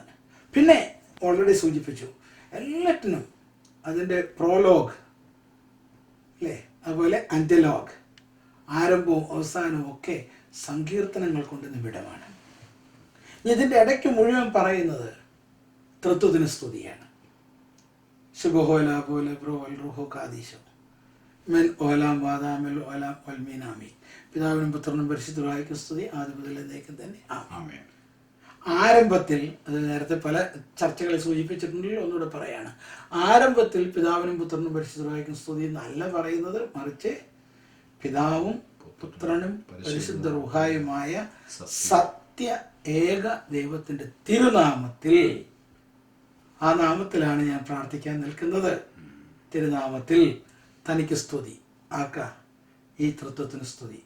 എന്നിട്ട് നമ്മൾ തന്നെ സെൽഫായിട്ട് ഒരു ബ്ലെസ്സിങ് സ്വീകരിക്കുകയാണ്. എന്താണ്? നമ്മുടെ മേൽ തൻ്റെ കരുണയും മനോഗുണവും എന്നേക്കും ഉണ്ടായിരിക്കട്ടെ, ആമീൻ. ഈ സമയത്തൊക്കെ കുരിശ് വരയ്ക്കണം. അപ്പോൾ ദൈവത്തിൻ്റെ നാമത്തിൽ ഞാൻ നിൽക്കുന്നു, ദൈവത്തിൽ നിന്ന് ഞാൻ അനുഗ്രഹം പ്രാപിച്ചുകൊണ്ട് ഞാൻ ദൈവത്തെ സ്തുതിക്കാൻ തുടങ്ങുന്നു. എന്നിട്ടാണ് പറയുന്നത്, തൻ്റെ മഹത്വം കൊണ്ട് സ്വർഗവും ഭൂമിയും നിറഞ്ഞിരിക്കുന്ന ബലവാൻ ദൈവം തമ്പുരാൻ പരിശുദ്ധൻ പരിശുദ്ധൻ പരിശുദ്ധൻ ഉയരങ്ങളിൽ വെച്ചാണ്. പക്ഷേ അച്ഛനീ പറഞ്ഞ പോലെ നമുക്ക് ഇതിനകത്തൊരു പ്രയാസം വരുന്നത് ഈ കൊറോണ സീസണിൽ തന്നെ. ഞാൻ ആ കുഞ്ഞുങ്ങൾ ആരാണെന്നൊന്നും എനിക്കറിയില്ല. സെമിനാരി വിദ്യാർത്ഥികളാണെന്നും പറഞ്ഞ് ചമ്മാച്ചന്മാരെ ഡയറക്റ്റ് ചെയ്തൊരു ഒരു ഷോർട്ട് ഫിലിമാണെന്ന് പറഞ്ഞ ഫിലിം കാണിച്ചു. അപ്പോൾ അതിൽ കൊറോണ കാലം ഞങ്ങളെ കുറേ കാര്യങ്ങൾ പഠിപ്പിച്ചു, ഞങ്ങളെ പ്രാർത്ഥിക്കാൻ പഠിപ്പിച്ചു എന്ന് പറഞ്ഞിട്ട് പ്രാർത്ഥന കാണിച്ചെന്താ അറിയോ? ഒരു കയ്യടിച്ചാൻ പാട്ട്. അതിനൊക്കെ അർത്ഥമില്ല, ക്രൈസ്തവ ലളിതഗാനങ്ങൾക്ക് അർത്ഥമില്ല എന്ന് പറയുന്നില്ല. എന്നാൽ ഒരു കൗമ ചൊല്ലിയിട്ടാണ് പ്രാർത്ഥിക്കേണ്ടത് എന്നുള്ളത് നമ്മൾ തന്നെ പറഞ്ഞു കൊടുത്തില്ല, പിന്നെ ഞാനെങ്ങനെയാണ് പഠിക്കുന്നത്? അപ്പോൾ എന്നാൽ പ്രാർത്ഥിക്കാമെന്നുണ്ട്, ഭാഗ്യത്തിന് നിന്നു. ഇപ്പോൾ വന്നിരിക്കുന്ന രീതി എന്താ? പ്രാർത്ഥിക്കാൻ ഇരിക്കാമെന്നാണ്. പ്രാർത്ഥിക്കാൻ ഇരിക്കുക എന്നൊരു പദമില്ല, പ്രാർത്ഥിക്കാൻ നിൽക്കുകയാണ്. കാരണം നിന്ന് പുൽപ്പാവിരിച്ച് നിന്ന് പ്രാർത്ഥിക്കുന്നു, മുട്ടുകുത്തേണ്ട അടുത്ത് മുട്ടുകുത്തുന്നു, കുരിശ് വരയ്ക്കേണ്ട അടുത്ത് കുരിശ് വരയ്ക്കുന്നു. പ്രാർത്ഥന കഴിഞ്ഞ് രഹസ്യ പ്രാർത്ഥന നടത്തുമ്പോൾ ഇരിക്കുകയോ മുട്ടുകുത്തി ഇരിക്കുകയോ ഒക്കെ ചെയ്യാം. പ്രാർത്ഥനയ്ക്ക് മുൻപോ പ്രാർത്ഥനയ്ക്ക് ശേഷമോ നമ്മളെല്ലാവരും കൂടി പാട്ട് പാടുകയോ വേദപുസ്തകം വേറൊരു ഭാഗം വായിക്കുകയോ അല്ലെങ്കിൽ ഒരു പ്രാർത്ഥന യോഗം നടത്തുകയോ ഒക്കെ ചെയ്യുമ്പോൾ നമുക്ക് വേണമെങ്കിൽ ഇരിക്കാം. എന്നാൽ പ്രാർത്ഥിക്കാൻ ഇരിക്കുകയല്ല, പ്രാർത്ഥിക്കാൻ നിൽക്കുകയാണ്. പ്രാർത്ഥിക്കാൻ ഇരിക്കുക എന്ന് പറഞ്ഞാൽ എൻ്റെ അർത്ഥം നീ രോഗിയാണെന്നാണ്. രോഗത്തിൽ കിടക്കുന്ന ഒരാൾക്ക് നിൽക്കാൻ പറ്റില്ല, അതാണ് അതിൽ പറയാനുള്ളത്. പക്ഷേ അപ്പോൾ ഈ ഒരു ചിന്ത നമുക്കുണ്ടാവണം. നമ്മുടെ പ്രാർത്ഥന എന്ന് പറയുന്നത് എപ്പോൾ പ്രാർത്ഥിക്കുമ്പോഴും, ഞാൻ പറഞ്ഞല്ലോ 25 വർഷമായിട്ട്, ഇപ്പം 26 വർഷമായിട്ട് സെമിനാരി അധ്യാപകനാണ്. സെമിനാറിലെ കുഞ്ഞുങ്ങളോട് ഞാൻ ആദ്യം പറയുന്നത് പിതാവും പുത്രനും പരിശുദ്ധ ഊഹായുമായ സത്യ ഏക ദൈവത്തിൻ്റെ തിരുനാമത്തിൽ ഇത് പറഞ്ഞേ ആരംഭിക്കാവുള്ളൂ. പക്ഷെ നമ്മുടെ ചില ആരാധനാ പുസ്തകങ്ങളിൽ ചില ക്രമങ്ങളിൽ പിതാവും പുത്രനും പരിശുദ്ധ അതായത് ഏകീകരണം, അതായത് നമുക്ക് തന്നെ ഒരു ഏകീകരണം എവിടെയോ അറിയാതെയോ അറിഞ്ഞോ നഷ്ടപ്പെട്ടു പോയിരിക്കും. അത് പുസ്തകങ്ങളുടെ ഏകീകരണം എന്നുള്ള പ്രശ്നമുണ്ട്. പിന്നെ ഇത് ഇങ്ങനെ ശീലിച്ച് പുസ്തകത്തിൽ ഇത് ഈ ഫുൾ ഫോം അടിച്ചു വെച്ചിട്ടുണ്ടെങ്കിൽ നമ്മൾ ആരും അതല്ലല്ലോ ശീലിച്ചിരിക്കുന്നത്. സെമിനാരി മുതലേ നമ്മൾ അതല്ല ശീലിച്ചിരിക്കുന്നത്. സുറിയാനിയിലാണെങ്കിൽ നമ്മൾ വിഷയമാവൂ. ഞാൻ ഒരു പല ചർച്ചകൾ ഇത് പറഞ്ഞുകൊണ്ട് ഇത് ആവർത്തിക്കേണ്ട, ജനം കേട്ട് രസമായിക്കാണ്ട്. പക്ഷെ എനിക്കുള്ളൊരു അപേക്ഷ, നമസ്കാരം ആരംഭിക്കുമ്പോൾ ഇത് ജനത്തെ പറഞ്ഞിട്ട് കാര്യമില്ല, നമ്മുടെ വൈദിക ശ്രേഷ്ഠർ, നമ്മുടെ സുന്നത സംഘങ്ങൾ അത് കൃത്യമായ രൂപം ഉപയോഗിക്കണം. വിഷയം ആബോ വബ്രോ റൂഹോ കാദീശോ വാദാലോഹോ ചാറീറോ ദിലേ ശുഭഹോ എന്ന് പറയുന്ന വ്യക്തി മലയാളത്തിലൂടെ അത് പറയാൻ പഠിച്ചിരിക്കണം, അല്ലെങ്കിൽ ഈ പണിക്ക് പോകരുത്. പിതാവും പുത്രനും പരിശുദ്ധ റുഹായുമായ സത്യ ഏക ദൈവത്തിൻ്റെ തിരുനാമത്തിൽ തനിക്ക് സ്തുതി എന്ന് പറയുകയും നമ്മുടെ മേൽ തൻ്റെ കരുണയും മനോഗുണവും എന്നേക്കും ഉണ്ടായിരിക്കട്ടെ, ആമീൻ എന്ന് ജനത്തെ കൊണ്ട് പറയിപ്പിക്കുകയും ചെയ്യാനുള്ള ഉത്തരവാദിത്വം നമുക്കുണ്ട്. ഇംഗ്ലീഷിൽ ചൊല്ലുമ്പോൾ നിങ്ങൾ എന്താ ചൊല്ലുക? നിങ്ങളൊക്കെ ഇവിടെ ഇംഗ്ലീഷ് ഉപയോഗിക്കുന്നവരല്ലേ? In the name of the father, son and the holy spirit, one true god. May blessed be his name, അല്ലേ? അല്ല, his grace and mercy be upon us forever, amen. മലയാളത്തിൽ വരുമ്പോൾ നമ്മൾ കുഴപ്പം, പിതാവിനും പുത്രനും പരിശുദ്ധാത്മാവിനും സ്തുതി, ആദ്യം ഒന്നേക്കും തന്നെ ആമേൻ. അത് കൗമയുടെ ആരംഭമല്ല, അത് ഇടയ്ക്കുള്ള എന്താണ് ആൻറ്റിഫോണാണ്. ചൊല്ലുമ്പോഴേ അതിൻ്റെ കൂടെയുള്ള തൃത്വസ്തുതികളാണ്. ഒന്നുകൂടെ ആവർത്തിച്ച് പറയുന്നത് ഇത് കറക്റ്റ് ചെയ്യപ്പെടും എന്നുള്ള വലിയൊരു ചിന്തയിലാണ്. നമ്മുടെ ഈ അടുത്ത കാലത്ത് കണ്ടു വന്നിട്ടുള്ള ഒന്നാണ് ആരാധനയിൽ അനാവശ്യമായ മ്യൂസിക് കയറി വരിക. ഈവൻ പ്രമേയൻ വായിക്കുമ്പോഴാണെങ്കിലും സത്ര വായിക്കുമ്പോഴാണെങ്കിലും നേതാപ്രാർത്ഥന നടക്കുമ്പോഴാണെങ്കിലും ദൈവമേ നീ പരിശുദ്ധനാകുമെന്ന് ചൊല്ലുമ്പോഴാണെങ്കിലും വിശ്വാസപ്രമാണം ചെല്ലുമ്പോഴാണെങ്കിലും ഈ ഒരു മ്യൂസിക് ഇല്ലെങ്കിൽ ആരാധനയില്ല എന്നുള്ള ഗീതങ്ങൾക്ക് മ്യൂസിക് ഇടുന്നതിൽ അത് ഒരു പരിധിവരെ മ്യൂസിക് ഇടുന്നതിൽ തെറ്റില്ല. എന്നാൽ ആ പരിധിക്കപ്പുറമായ അത് തെറ്റും. പക്ഷേ പ്രാർത്ഥനകൾ പോലും, ശുശ്രൂഷകളിലെ പ്രാർത്ഥനകൾ പോലും ഈ അനാവശ്യമായ മ്യൂസിക്കിൻ്റെ അകമ്പടി കയറി വരുന്നത്. എന്താണ് അങ്ങയുടെ അഭിപ്രായം? ഇതേക്കുറിച്ച് ഞാൻ എന്തു പറയേണ്ടുവെന്ന് പൗലോസ്ലീഹ ഒരിക്കൽ ചോദിക്കുന്നത് എന്ന് പറയുന്നൊരു ചോദ്യമാണ്. അതായത് ഒരിക്കലും അച്ഛൻ്റെ ചോദ്യത്തിൽ തന്നെ അതിൻ്റെ ഉത്തരവുണ്ട്. അനാവശ്യമായ മ്യൂസിക്കൽ നോട്ട്സ് ഇടരുത്, ഇടയ്ക്ക് ബീറ്റ്സ് ഒന്നും കയറ്റിയിടരുത്. കർത്താവിൻ്റെ സുവിശേഷം അത് നമുക്ക് ക്രിസ്റ്റൽ ക്ലിയറായിട്ട് നമ്മൾ വായിക്കുമ്പോൾ അതിൻ്റെ ഇടയ്ക്ക് ചിലപ്പോൾ ഞാൻ പറയാം പി എന്നുള്ള ശബ്ദമുണ്ട്, അവിടെ അങ്ങനെ താഴ്ത്തി പറയണ്ട, മ്യൂസിക്കൽ നോട്ട് തന്നെ ഇട്ടോട്ടെ, ബിതോവൻ്റെയോ. പക്ഷേ അവിടെ അതിന് പ്രാധാന്യമുള്ളേ, അവിടെ അത് പ്രാധാന്യമുള്ളേ. ഇനി അപ്പോൾ ചിലപ്പം ചിലർ പറയും, ഇതിനകത്തൊരു പ്രശ്നമുണ്ട്, ഇത് ഈ പറയുന്ന പോലെയാണ് വെച്ചാൽ ഒരാൾ ഇത് വേണ്ടാന്ന് പറയുമ്പോൾ വേറെ ഒരാൾ പറയും, അല്ല നീ ഒരു നോട്ട് ഇട്ടോ, ഒരു റിതം ഇടയോ, ഒരു ബീറ്റ്. അപ്പോൾ ചില പള്ളികളിൽ ചെല്ലുമ്പോൾ വന്നിട്ട് ചോദിക്കും,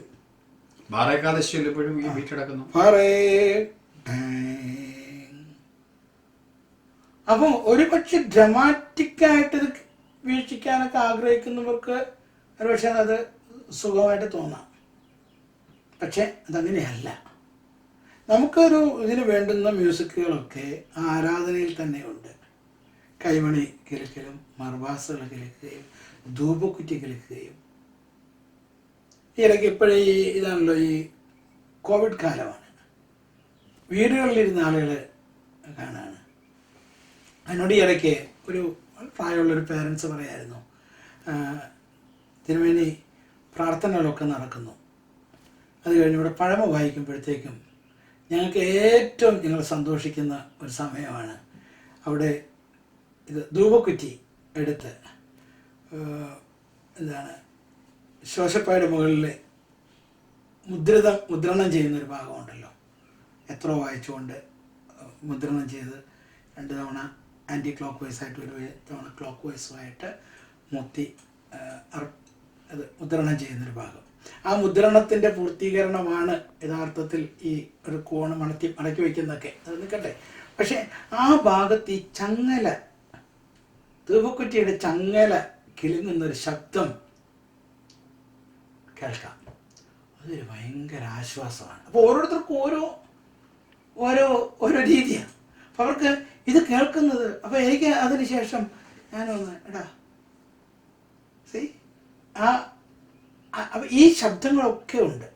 പക്ഷെ ഈ കുഞ്ഞു കുഞ്ഞു ശബ്ദങ്ങളൊക്കെ ഇല്ലാതെയായി മുങ്ങിപ്പോകുന്ന വലിയ സാങ്കേതിക ശബ്ദങ്ങളാണ് ഇപ്പോൾ പുറപ്പെടുന്നത്. എന്നിട്ട് ഇതിൻ്റെ ഇടയ്ക്ക് ഇതിൻ്റെ ഏതെങ്കിലും ഒരു താളം തെറ്റിയാൽ നമ്മൾ താഴെ വീഴുന്ന മാതിരിയുള്ള ഹൗളിംഗ് ഒക്കെ മയക്കുന്നുണ്ടാവും. ആകെ നമ്മളെന്തോ ഈ കറണ്ട് അടിച്ച മാതിരിയൊക്കെ ഇടയ്ക്ക് നിൽക്കേണ്ടി വരും. അത് പോട്ടെ, എന്തായിരുന്നാലും കൊയർ ആരാധനയുടെ ഭാഗമാണ്. എന്നാൽ ആ കൊയർ ഇന്ന് കാണിക്കുന്ന പോലെയാണോ കൊയർ എന്നുള്ളത് പഠിക്കേണ്ടിയിരിക്കുന്നു. ഈ കഴിഞ്ഞ ദിവസം ഞാൻ പറഞ്ഞു, എത്യോപ്യൻ സർക്കാർ 150 പേർ ഒന്നിച്ച് കൊയറിന് നിൽക്കുക, അവർക്ക് 150 പേർ കൂടെ ഒരു മൈക്കേ ഉള്ളൂ.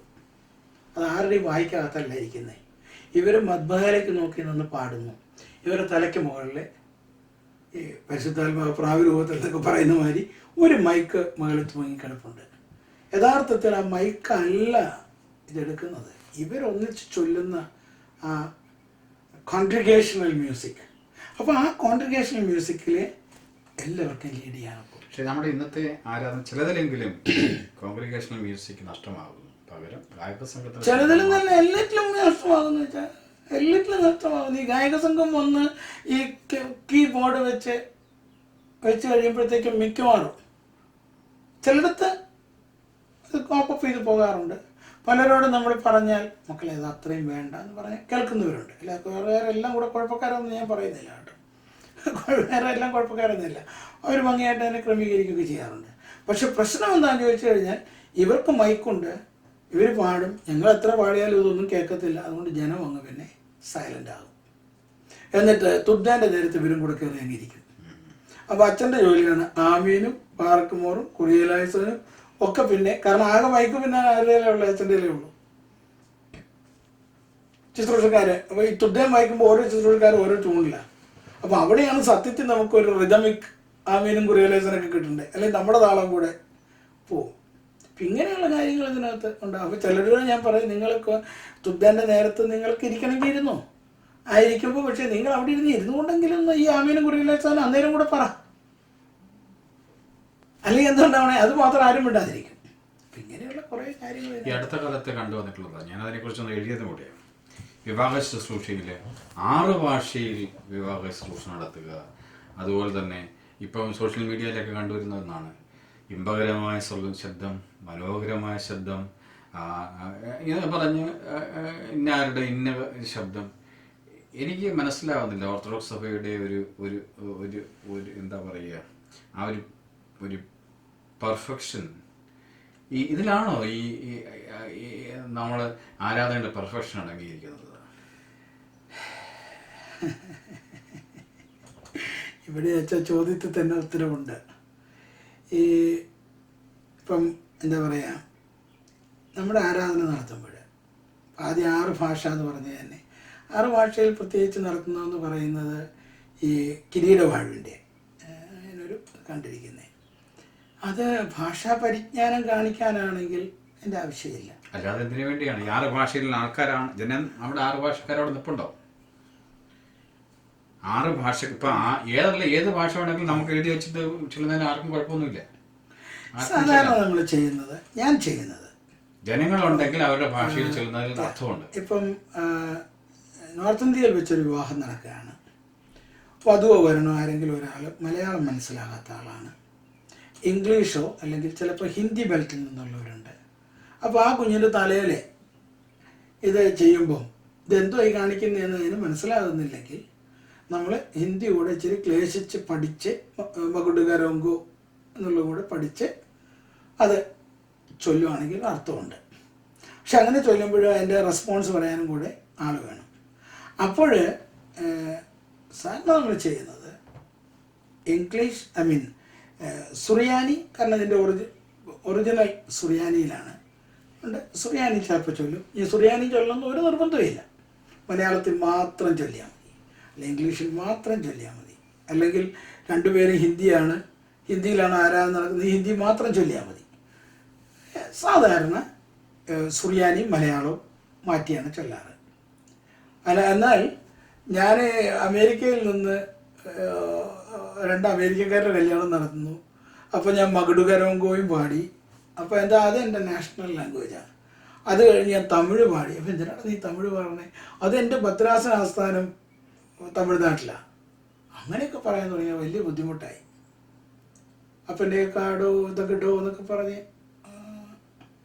ഇത് ആവശ്യമില്ല എന്നുള്ളതാണ്. അതിൻ്റെ ആ ഒരു സാങ്ക്ടിറ്റി അറിയാതെ പോയിട്ടാണോ അതോ നഷ്ടപ്പെട്ടിട്ടാണോ അതോ എനിക്ക് ഇത്രയും ഭാഷ അറിയാമെന്നുള്ളത് പ്രകടിപ്പിക്കാൻ വേണ്ടിയാണോ എനിക്കറിയില്ല. ഇപ്പൊ ഈ സോഷ്യൽ മീഡിയ വന്നു കഴിഞ്ഞപ്പോഴത്തേന് ഒരു വേറൊരു തലത്തിലേക്ക് ഇതങ്ങ് മാറി. ഇമ്പകരമായ ശബ്ദം, സ്വർഗീയ ശബ്ദം. എന്താ ഈ ഇമ്പകരമായ ശബ്ദം? എന്താ ഈ സ്വർഗീയ ശബ്ദം? സ്വർഗീയ ശബ്ദം ഇതാണെന്നായിട്ടെങ്കിലും പറഞ്ഞിട്ടുണ്ട്.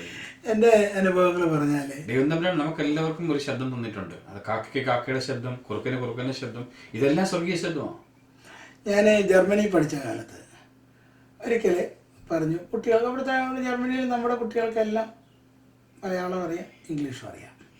എന്നാലും MGOCSMൽ ഒന്ന് ജർമ്മനിൽ കുർബാനയില്ലാവോ എന്ന് ചോദിച്ചു. അപ്പം എൻ്റെ അവിടുത്തെ പ്രൊഡ്യൂസറായിരുന്ന ഡോക്ടർ റെജി മാത്യു അച്ഛൻ എൻ്റെ കാലത്ത് നേരത്തെ തന്നെ തർജ്ജമ ചെയ്തിട്ടുള്ള കുർബാനക്രമമുണ്ട്, റെജി മാത്യു അച്ഛൻ ചൊല്ലിയിട്ടുണ്ട്. എന്നോടും ചൊല്ലാവോ എന്ന് ചോദിച്ചു. അപ്പം ഞാൻ നമുക്കിത് വായിക്കാൻ മനസ്സിലാകുന്ന ഭാഷയായതുകൊണ്ട് ഞാനത് പഠിച്ചതുകൊണ്ട് അത് ചൊല്ലി. പക്ഷേ ഈ കാണാതെ പറയേണ്ട എല്ലാ ഭാഗങ്ങളും എനിക്ക് കാണാതെ പഠിക്കാനൊന്നും പറ്റിയില്ല. അപ്പം പുസ്തകത്തിൻ്റെ സൗകര്യത്തോടെ ചൊല്ലി.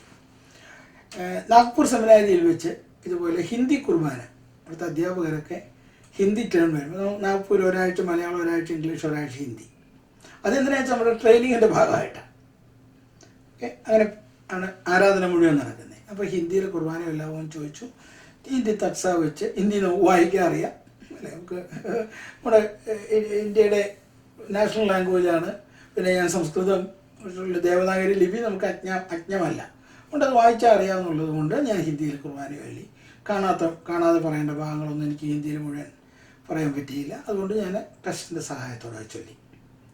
പിന്നെ ഇംഗ്ലീഷിൽ ഇവിടെ അമേരിക്കയിൽ വന്നപ്പോൾ 2005 മുതൽ 2008 വരെ അമേരിക്കയിലുണ്ടായിരുന്ന കാലത്ത് എൻ്റെ മെൻറ്റർ കൂടെയായ ആരാധ്യനായ ഡോക്ടർ എം കെ തോമസ് അച്ഛൻ പറഞ്ഞു, താൻ ജർമ്മനിയിൽ നിന്നൊക്കെ ആയിരിക്കും വരുന്നത്, ഡോക്ടറേറ്റ് അതൊക്കെ അവിടെ ഇരിക്കട്ടെ, ഇവിടെ ജനമായിട്ട് ഇത് ചെയ്യണമെങ്കിൽ ഇവിടെ ഇംഗ്ലീഷ് കുർബാന ചൊല്ലണം, ഇംഗ്ലീഷ് കുർബാന ഭംഗിയായിട്ട് ബൈഹാർട്ടായിട്ട് പഠിക്കണം. അച്ഛൻ്റെ നിർബന്ധം ഉണ്ടായിരുന്നു. അത് ഭംഗിയായിട്ട് അന്ന് പഠിച്ചു. അതുകൊണ്ട് ഇന്ന് വലിയത് ഉപയോഗിക്കുന്നു. എന്നാലുണ്ടായ ഒരു തമാശ, ഇതെല്ലാം കഴിഞ്ഞ് ഞാൻ മെത്രാനായപ്പോൾ എന്നെ വിടുന്നത് അഹമ്മദാബാദ് ഡയസിസിലേക്കാണ്. അവിടെ MGO സിസ്റ്റമിലൊക്കെ ഇംഗ്ലീഷ് കുർബാന ചൊല്ലാം, ചില പള്ളികളിൽ ആവശ്യമുള്ളപ്പോൾ ചൊല്ലാം, അതൊക്കെ ചെയ്യാറുണ്ട്. ഞാൻ മസ്കറ്റിൽ ചെന്നു. എൻ്റെ ഫസ്റ്റ് വിസിറ്റാണ് മസ്കറ്റിൽ. അപ്പോൾ ഇങ്ങനെ കടൽ പോലെ ആൾ നിൽക്കുകയാണ്. അപ്പോൾ എനിക്കന്ന് മുഴുവനൊന്നും ഇവിടെ ഇവർ മുഴുവൻ നല്ല മലയാളികളാണ്, എല്ലാം മലയാളി ഫാമിലീസാണ് അറിയാം. പക്ഷെ കുഞ്ഞുങ്ങൾക്ക് മലയാളം അറിയാം. അതൊന്നും എനിക്ക് അത്രയും ധാരണയായിട്ടില്ല. പരിവിള പെരുന്നാളാണ് ഞാൻ നിൽക്കുന്നത്. അപ്പോൾ അന്ന് മസ്കറ്റ് പള്ളി കൊണ്ട് ഇടിച്ച് നിൽക്കുക. അപ്പോൾ ഞാൻ ഈ കുഞ്ഞുങ്ങളെയും കൂടെ ഓർത്തിട്ട് ഒരു അമേരിക്കൻ കോൺടെസ്റ്റിൽ ഞാൻ കുർബാനയുടെ കുറച്ച് ഭാഗങ്ങൾ ഇംഗ്ലീഷ് ചൊല്ലി. അപ്പോൾ അവിടെ ഇംഗ്ലീഷ് തക്സയില്ല. അപ്പോൾ അതിന് കൂടെയാണ് എൻ്റെ ഇംഗ്ലീഷ് തക്സ ഐപാഡിലാണ്. അപ്പം ഐപാഡ് എന്നെടുത്തു. അപ്പോൾ ഇത് കഴിയുമ്പോഴത്തേക്കും പല പ്രശ്നങ്ങളായി. ഒന്ന് എന്നോട് ചോദിച്ചു, തിരുമേനി ഇവിടെ എന്തിനാ ഇംഗ്ലീഷ് ചൊല്ലി? നീ കുട്ടികൾക്ക് നന്നായിട്ട് മലയാളം അറിയാം, ഇവിടെ ഇംഗ്ലീഷ് കുർബാനയൊന്നും വേണ്ട തിരുമേനി. ഞാൻ പറഞ്ഞു, അയ്യോ ഞാൻ കുഞ്ഞുങ്ങൾക്ക് പിന്നെ ഞാൻ ഒരു കാര്യം പറഞ്ഞു, ഒരു ഇംഗ്ലീഷ് കുർബാന ചൊല്ലിയ കുട്ടികൾക്ക് ഇംഗ്ലീഷ് മനസ്സിലാകാത്തവരെ ഏതായാലും ഇല്ല, നിങ്ങൾക്കും ഇംഗ്ലീഷ് മനസ്സിലാകാത്തവരില്ല, അതുകൊണ്ട് അപകടമൊന്നും ഉണ്ടാവില്ല. പക്ഷെ കുഞ്ഞുങ്ങളെ ഒന്ന് ഓർത്തുകൊണ്ടാണ് ഞാൻ ഇംഗ്ലീഷ് ചൊല്ലിപ്പോയത്.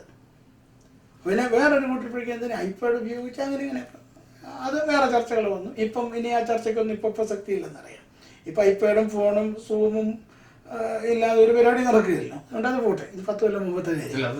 അത് ചർച്ച അച്ഛൻ പോലെ ചോദിക്കുമ്പോൾ ഞാൻ പറയാം. അപ്പം ഇങ്ങനൊരു കോൺടെസ്റ്റ് ഉണ്ടായിരുന്നു. എന്നാൽ ഈ എൻ്റെ പാണ്ഡിത്യം കാണിക്കാനുള്ളൊരു വേദി ആക്കരുത് ഞാൻ ആരാധന. എനിക്ക് തന്നിട്ടുള്ള താലന്തുകളെ നല്ല രീതിയിൽ ഉപയോഗിക്കുന്നത്. ഇപ്പം നന്നായി പാടാൻ അറിയുന്ന ആൾ നന്നായി പാടുന്നതിന് കുഴപ്പമൊന്നും ഉണ്ടെന്ന് ഞാൻ പറയുന്നില്ല. പക്ഷേ എൻ്റെ പാട്ടിൻ്റെ മാധുര്യം കാണിക്കാൻ വേണ്ടിയിട്ടൊരു 16 വരി കൂത്തോമോ. എൻ്റെ മെൻറ്റർമാരായിട്ടുള്ളവർ 2-3 പേരുണ്ട്, എല്ലാവരും പേര് ഞാൻ പറയുന്നില്ല. അവരെല്ലാം പറഞ്ഞിട്ടുള്ളൊരു കാര്യം, ഹുത്തോമോ എന്ന് പറയുന്നത് ഒരു നന്ദി പ്രകടനമാണ്, അല്ലേ? ഈ കുർബാന അർപ്പിക്കാൻ പറ്റിയതിലുള്ള അച്ഛൻ ഏതെങ്കിലും ഹുത്തോമോണി എടുത്ത് നോക്കിക്കോ.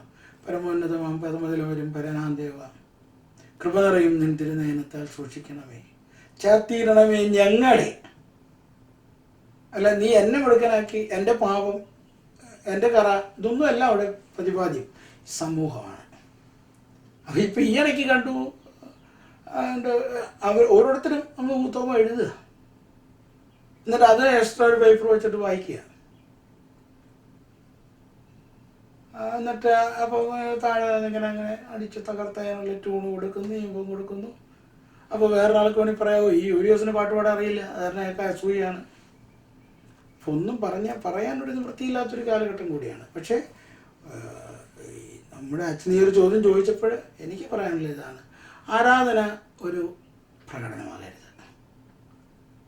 കുമ്പസാരം പോലെ ആ കൂട്ടത്തിൽ ചേർത്ത് പറയാണ്. ചിലപ്പോഴൊക്കെ നമ്മുടെ ഭാഷാ പരിജ്ഞാനം കാണിക്കാൻ, എനിക്ക് ഇംഗ്ലീഷിലും ചൊല്ലാൻ അറിയാം എന്ന് കാണിക്കാൻ വേണ്ടി ചിലപ്പം ഞാനും ചെയ്തിട്ടുണ്ട്. ചിലപ്പോൾ ഇംഗ്ലീഷ് അത്ര അത്യാവശ്യം ഇല്ലാത്തിടത്തും സംഭവിച്ചിട്ടുണ്ട്. എന്നാൽ ചിലയിടത്ത് നമ്മൾ കുർബാന പടിഞ്ഞാറ്റ് എടുക്കുകയൊക്കെ ചെയ്യുമ്പോൾ, ഇപ്പം ഞാനെപ്പോഴും സുറിയാനി ആരംഭിച്ച തുടങ്ങുന്നത്, എൻ്റെ ഒറിജിനൽ സുറിയാനി കിടക്കുന്നതുകൊണ്ടാണ് മെൻ മദ്ബുഹോ മസിയാനോ എന്ന് പറഞ്ഞ് നമ്മൾ തിരിയുമ്പം എന്തെങ്കിലും ഡിസ്ട്രാക്ഷൻ ഉണ്ടായാൽ ചിലപ്പോൾ മലയാളം വരുന്നതിന് പകരം ഫ്രം യുവർ അറ്റോണിങ് ഓൾട്ടർ വന്നു പോയാൽ പിന്നെ സ്വിച്ച് ചെയ്യാൻ ബുദ്ധിമുട്ടാണ്. അങ്ങനെയുള്ള സംഭവിച്ചിട്ടുണ്ട്. എന്നാൽ ഒരിക്കലും എൻ്റെ ഇംഗ്ലീഷ് ഇവൻ കണ്ടിട്ടൊന്ന് ഇമ്പ്രസ് ചെയ്യാൻ ഇടയാകട്ടെ എന്ന് വിചാരിച്ച് കുർബാന അർപ്പിക്കരുത്. അത് ഏത് ഭാഷയാണെങ്കിലും മറ്റുള്ളവരെ ഇമ്പ്രസ് ചെയ്യാൻ വേണ്ടി, ഭാഷാ പരിജ്ഞാനം കാണിക്കാൻ വേണ്ടി നമ്മൾ വിനിയോഗിക്കുന്നുണ്ടെങ്കിൽ അത് ആരാധനയുടെ സാങ്ക്ടിറ്റി നഷ്ടപ്പെടുന്നു എന്നുള്ളത്. ഏത് ഭാഷാ പരിജ്ഞാനമുള്ളവരാണെങ്കിലും, എങ്ങനെ പഠിച്ചിട്ടുള്ളവരാണെങ്കിലും നമ്മുടെ ഭാഷാ പരിജ്ഞാനം പ്രകടിപ്പിക്കാനുള്ള വേദി അല്ല നമ്മുടെ ആരാധന എന്നുള്ളത് ബേസിക് ആയിട്ട് മനസ്സിലാക്കുക. ആരാധ്യനായ മൽപ്പാനച്ചൻ ഈ സമയത്ത് ഓർക്കുക, അദ്ദേഹം ഇപ്പോഴും പറയുന്ന ഒന്നാണ്, കാക്കയ്ക്കൊരു ശബ്ദം, കുയിലിനൊരു ശബ്ദം. കുയിൽ കാക്കയായാൽ അതും കൊള്ളത്തില്ല, കാക്ക കുയിലായാലും കൊള്ളത്തില്ല. അതുകൊണ്ട് നിന്റെ ശബ്ദരാവണ്യൊന്നും അല്ല നോക്കുന്നേ. പിന്നെ നിനക്ക് ഉള്ള ശബ്ദം നന്നായി തുറക്കാനുള്ള ക്രമീകരണങ്ങളൊക്കെ നീ ചെയ്തോ, വല്ല ഇത് എന്താണ് ഗാർഗിൾ ചെയ്യോ, ഉപ്പുവെള്ളം ഗാർഗിൾ ചെയ്യോ ഒക്കെ ചെയ്തോ. പക്ഷെ നിന്റെ ശബ്ദത്തിൻ്റെ ലാവണ്യം നോക്കാനല്ല. അതുകൊണ്ട് നിനക്കൊരു ഒരു ഒരു ബാഡ് ഫീലിംഗ് ഉണ്ടാകരുത്. ഇപ്പം എനിക്ക് തോന്നുന്നു, അയ്യോ ഈ പൂജക്കോണച്ചൻ ഭയങ്കര നല്ലതായിട്ട് കുർബാന പോയില്ല, എനിക്ക് അത്രയും പറ്റുന്നില്ല. അതെൻ്റെ ഒരു ഇൻഫീരിയോറിറ്റി കോംപ്ലക്സാണ്. അതുപോലെ ഒരുപാട് പേര് കളിയാക്കും. ചിലപ്പോൾ പറയാം, ദൈവൻ്റെ ശബ്ദം എന്തുവാ, ദൈവൻ്റെ ശബ്ദം ഇല്ല. എടാ ഇല്ല, എനിക്കതിനകത്ത് കുഴപ്പമില്ലല്ലോ, എനിക്കിത്രയേ ഉള്ളൂ. നീ ഉള്ളതെന്ന് ഞാൻ ചോദിക്കട്ടെ. ഇപ്പം ഈ യേശുദാസ് പാടുന്ന പേര് ഞാനും കൂടെ പാടിയ പിന്നെ യേശുദാസിന് എന്തോ കാര്യം ഇരിക്കുന്നത്? അപ്പോൾ യേശുദാസിനെ ഒരു നൽവരം കൊടുത്തിരിക്കുന്നു, വേറൊരുത്തിന് വേറൊരു നൽവരായിരിക്കാൻ കൊടുത്തിരിക്കുന്നത്. ഇപ്പം ആ ചോദ്യത്തിൽ കയറി വന്നത് ഒന്നാണ്, അതായത് ഈ ഒരു കാലഘട്ടത്തിൽ കൈയെഴുത്ത് പ്രതികളായിരുന്നു, വരമൊഴിയായി വന്നു, വാമൊഴിയായി വന്നു, വരമൊഴിയായി കൈയെഴുത്ത് പ്രതികൾ ആരാധനയിൽ നമ്മുടെ ഉപയോഗിക്കാനായിട്ട് തുടങ്ങി. നമ്മുടെ ആശ്രമങ്ങളൊക്കെ പ്രത്യേകിച്ച് നമ്മുടെ ഈ ആരാധനാക്രമങ്ങൾ കൈയെഴുത്തിൽ എഴുതുന്ന ഒരു രീതി ഉണ്ടായിരുന്നു. അത് കഴിഞ്ഞിട്ട് പ്രിൻ്റ് മീഡിയ ഉപയോഗിക്കാനായിട്ട് തുടങ്ങി. പ്രിൻ്റ് മീഡിയ ഒരു കാലഘട്ടത്തിൽ നമ്മൾ വിശുദ്ധ വേദപുസ്തകം പ്രിൻ്റ് ചെയ്ത് വന്നപ്പോൾ അതിന് കത്തിക്കാനുള്ള ഒരു ശ്രമം, കത്തിച്ച് കളഞ്ഞ സംഭവങ്ങൾ, അല്ലെങ്കിൽ അത് പ്രിൻ്റടിച്ച് ജനങ്ങളിലേക്ക് കൊടുക്കുമ്പോൾ അതിനെതിരെ ഇവൻ പരിമല പെരുന്നാളിന് പോലും അങ്ങനെ ഒരു കാലഘട്ടത്തിൽ അതിനെക്കുറിച്ച് പറഞ്ഞായിട്ട് ഞാൻ കേട്ടിട്ടുണ്ട്. ഇപ്പോൾ അത് ടെക്നോളജി അഡ്വാൻസ് ചെയ്തു, നമ്മൾ ഇലക്ട്രോണിക് മീഡിയ ഉപയോഗിക്കാനായിട്ട് തുടങ്ങി. എന്തുകൊണ്ട് നമ്മുടെ ആരാധനയിൽ നമ്മുടെ പ്രത്യേകിച്ച് എന്തെല്ലാം ഇലക്ട്രോണിക് മീഡിയകളാണ് നമ്മൾ ഉപയോഗിക്കുന്നത്? Mic system, light system, sound system, ഇതെല്ലാം തന്നെ ഇലക്ട്രോണിക് മീഡിയകളാണ് ഉപയോഗിക്കുന്നത്. നമ്മുടെ ഈ ഐപാഡ് ഉപയോഗിച്ചു എന്നുള്ളത് കൊണ്ട് ലെറ്ററിംഗ് സിസ്റ്റം വരുമ്പോൾ മാത്രം അത് എന്തുകൊണ്ട് സഭയ്ക്ക് ഉപയോഗിക്കാനായിട്ട് പറ്റുന്നില്ല? അങ്ങനെ ഒരു സിസ്റ്റത്തിലേക്ക് വരുന്നില്ല. ഞാൻ കാതോലിക്ക ബാബ ഇവിടെ അമേരിക്കൻ സന്ദർശിച്ചപ്പോൾ വൈദിക മീറ്റിംഗിൽ റേസ് ചെയ്തൊരു ചോദ്യമാണ്, നമ്മുടെ ഈ ആരാധനാക്രമങ്ങളെല്ലാം തന്നെ ഒരു ചെറിയ ഐപാഡിലേക്ക് കൺവേർട്ട് ചെയ്ത് മാറ്റിക്കഴിഞ്ഞാൽ അടുത്ത തലമുറയ്ക്ക് അത് പ്രയോജനപ്പെടും. ഇപ്പോൾ നമുക്ക് സൗത്ത് വെസ്റ്റ് അമേരിക്കൻ അല്ലെങ്കിൽ അമേരിക്കൻ മദ്രാസനത്തിൻ്റെ നേതൃത്വത്തിൽ എല്ലാവരുടെയും ഈ പുതിയ ടെക്നോളജി ഉപയോഗിച്ചുകൊണ്ട് ശിവനമസ്കാരങ്ങളും പ്രാർത്ഥനകളും എല്ലാം ഇലക്ട്രോണിക് യുഗത്തിലേക്ക് കൺവേർട്ട് ചെയ്ത് മാറിക്കൊടുത്തു. പക്ഷേ എവിടെ ഞാൻ അടുത്ത കാലത്ത് ഒരു ഗ്രൂപ്പിൽ ഈ വിഷയം ചർച്ച വന്നു. അങ്ങനെയുള്ളവരെ സഭയ്ക്ക് വേണ്ട എന്ന രീതിയിൽ പറയുന്ന ഒരു വിഭാഗം ആൾക്കാരുണ്ട്. പക്ഷെ കൺസെപ്റ്റ് മാറേണ്ടതായിട്ട് ടെക്നോളജി അഡ്വാൻസ്ഡ് ആയിരിക്കുമ്പോൾ അത് നാം ഉപയോഗിക്കേണ്ടതല്ലേ ആ ടെക്നോളജി അടുത്ത തലമുറയ്ക്ക്. നമ്മളിപ്പം പറയുന്ന കാര്യങ്ങൾ ഇപ്പോൾ വിഷ്വൽ മീഡിയ വഴി ഈ ഇൻ്റർവ്യൂ നടത്തി ബ്രോഡ്കാസ്റ്റ് ചെയ്ത് അത് ഏതെങ്കിലും ചാനലിൽ നമ്മൾ ഇട്ട് കഴിയുമ്പോൾ അത് ലോകത്തിലേക്ക് പോകുക. ഇനി നമ്മുടെയൊക്കെ കാലം കഴിഞ്ഞാലും അടുത്തൊരു 10 തലമുറ കഴിഞ്ഞ് ലോകം ഇതൊന്നും അവസാനിക്കാൻ പോകുന്നില്ല. അടുത്ത 10 തലമുറ കഴിഞ്ഞാലും ഇത് അവിടെ കിടക്കും. എന്നാൽ ഒരു കാലത്തുണ്ടായിരുന്ന നമ്മുടെ പ്രിന്റ് മീഡിയയിലുണ്ടായിരുന്ന പുസ്തകങ്ങൾ എവിടെ പോയി? ഇപ്പോൾ വി സി സോമലിച്ചിൻ്റെ പുസ്തകങ്ങളൊക്കെ നോക്കുമ്പോൾ കാണാനേ ഇല്ല, ലഭ്യമല്ല.